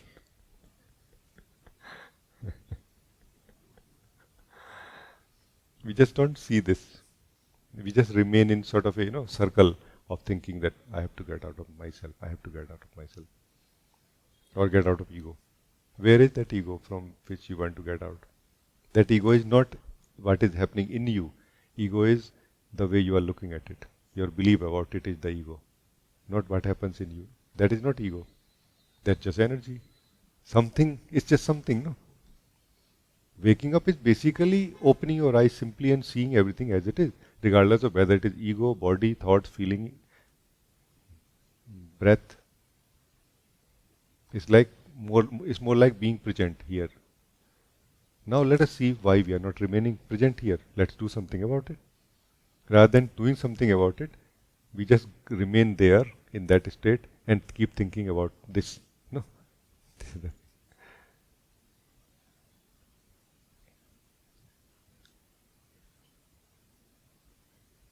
Yes, it is very clear to see this. Good. Thank you. Thank you so much.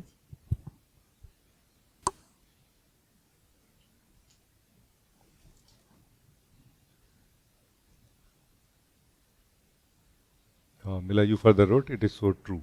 You said like, yeah.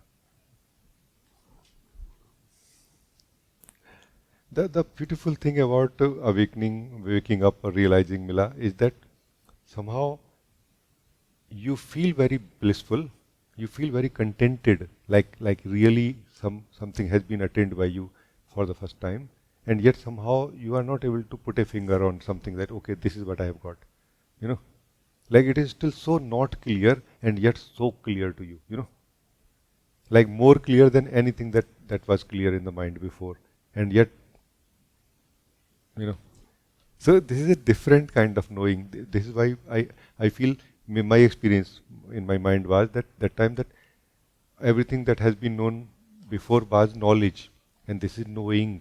Knowing means like it's a verb. It's actually active knowing, not known and gone. Not like this, not a snapshot, but more actually living it. No, like this. And in this actually living who we are, the one who is living as the separate self simply disappears and merges into this truth which we are living, you know, and then this truth which we are living remains. You know.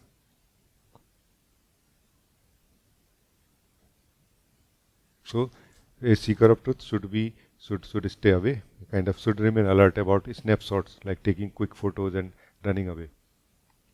Should live that environment called the self, the truth. Should stay here for some time. Like we should not try to take home things so much, because that home is the imprisonment. This is home. The less we try to take things there, the better actually. Like let us live what is there, there. Let us live what is here, here. And let's not mix these two things for the time being, until they all are found to be one thing. No? Then it's going to be such a fast, you know, change in a way and awakening. No? So thank you, very nice.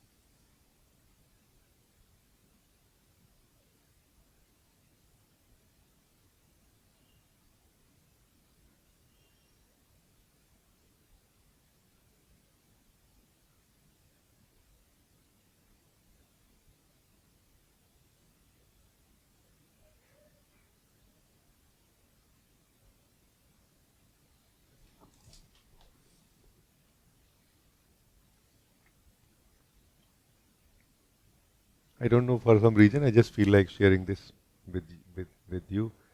That what we are calling the individual self or the ego, no? It has only two possibilities ultimately. One, that it will live as ego, the separate self, ignorant of the true knowledge, the origin, the presence of truth and God, no? Then it is like a hindrance, it is like an obstacle, it is like a resistance for the flow of existence, for the will of God, no? Or when awake, then it becomes a vigilance. It becomes a vigilance. No? Not there is a self, there is just vigilance. You know, the true self has not got merged into the true self. True self never basically came out of true self. It was always into true self only. So nothing, really no drop merged into the ocean ever. It is just that the individual self became the vigilance. It became the vigilance, not somebody vigilant. It became the very vigilance to save, to prevent the ignorance to happen in it now. You know, while the self through you continue enjoying and living the truth. You are found to be that standpoint, that point of view through which the divine, the one self is living. No? This is something I feel like telling you. Yeah.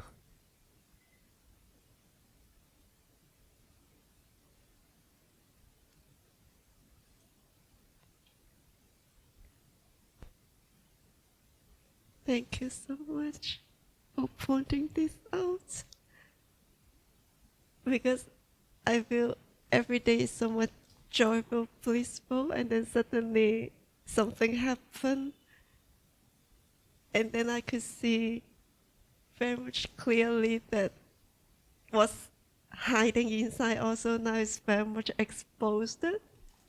And then on the other hand, actually one side I feel very much sorry and so much sadness also is happened. But on the other hand, I also feel very much happy because it's happened. Then it's exposed also as earlier or at the right time. Yes. This is very good. It's very good. So that's what. Thank you so much. Thank you. Yeah, I mean, this is that material, this is that unconsciousness living inside us, which creates many things, which creates fog, for example, sense of fog, which creates sense of division also. Sense of division is not something real in the existence. It is just in the experience. No? Sense of division is not actually in the existence. It is only in the experience. So, you are the true self. You are that undivided one self. But you are living through this form right now. And in this form, there is that unconsciousness which is giving you the experience that I am divided. All life is divided also. No. It is actually extension of the same thing. I am divided within myself. I am divided from my source. And life is divided from each other person. Same extension really. No. So this is that which is being removed now from you. No.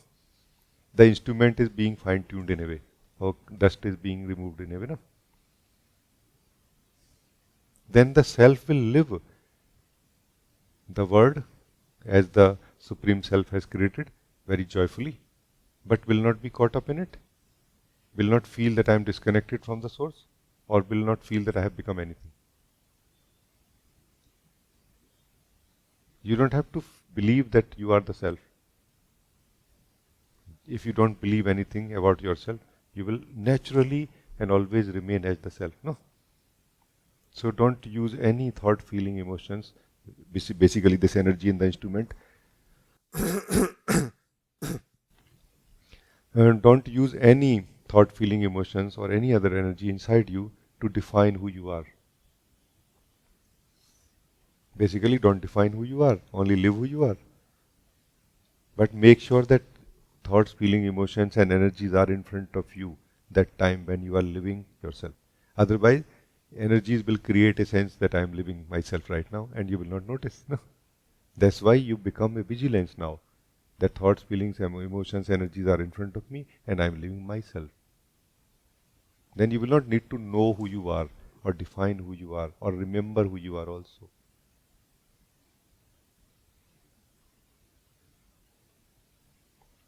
Yeah. Yes, it's so true. So this is what is inside little bit. I feel it is the grace of my Lord that He is highlighting these things in all of us in so many ways and removing. Like it's just something good happening only. It may not feel nice sometimes, but it's just removing that, no? So that that self can live through you. You are the instrument, by the way. Meaning, it's not only true about you, it's about me also. I am the instrument. But I am not the instrument I made myself. It was made by my beloved, no? By the Lord, no? That is the excitement, the blessedness part, that everything of myself was made by my Lord, my beloved, no? how blessed I am. No. Like that, the touch of my beloved is in every cell of my body, mind, thoughts, feelings.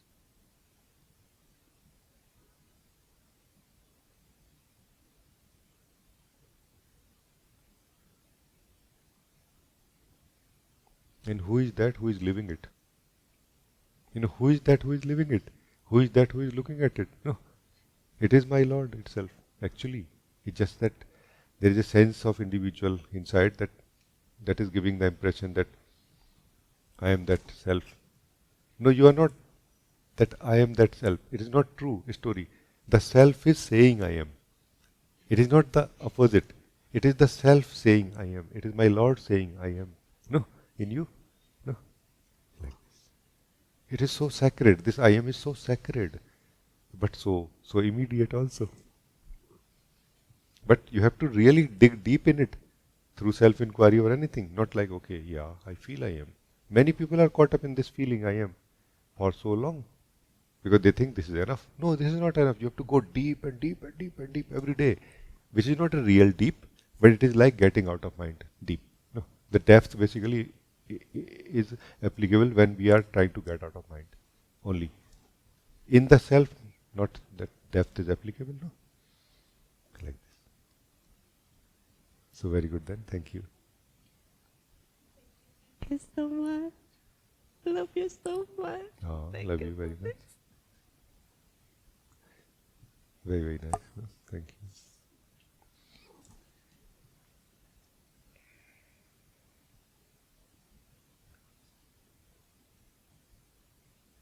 Very good, very good. Thank you. I clearly feel that that maturity of you, the beings, no, all of you who are here, which brings that intensity and that depth of exploration and living of truth here every meeting. And I feel all is happening beautifully only. If you feel any one of you is not clear, not happy, then there must be some kind of stuckness that has to be kind of unpacked in a way. Like we are like a seed which has to be unpacked in a way, like wrapping has to be removed so that it start growing in a way. Like it comes in contact with the existence in a way, existential flow, so that that the growing begins and that joy begins also immediately.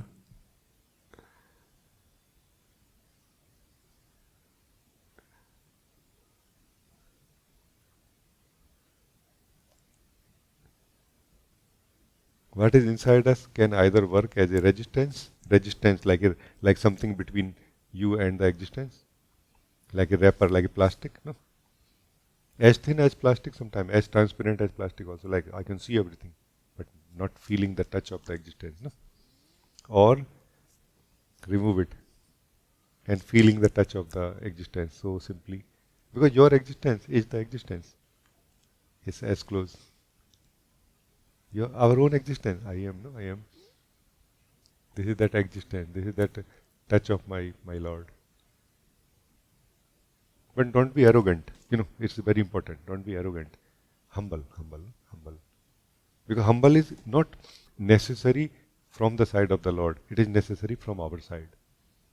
Because either we are arrogant or we are humble generally. If you can be something beyond both, best. That is best. Don't be humble. Don't be arrogant. Fine.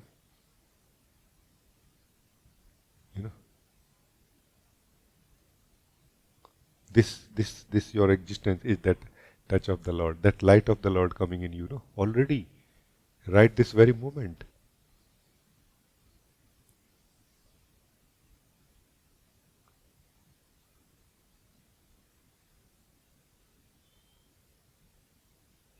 And by the will of Lord, we are becoming interested in living it, no? By the grace of Lord, we are able to live this also, no? Otherwise, we don't really know. Because who we are ultimately in this picture, who we are.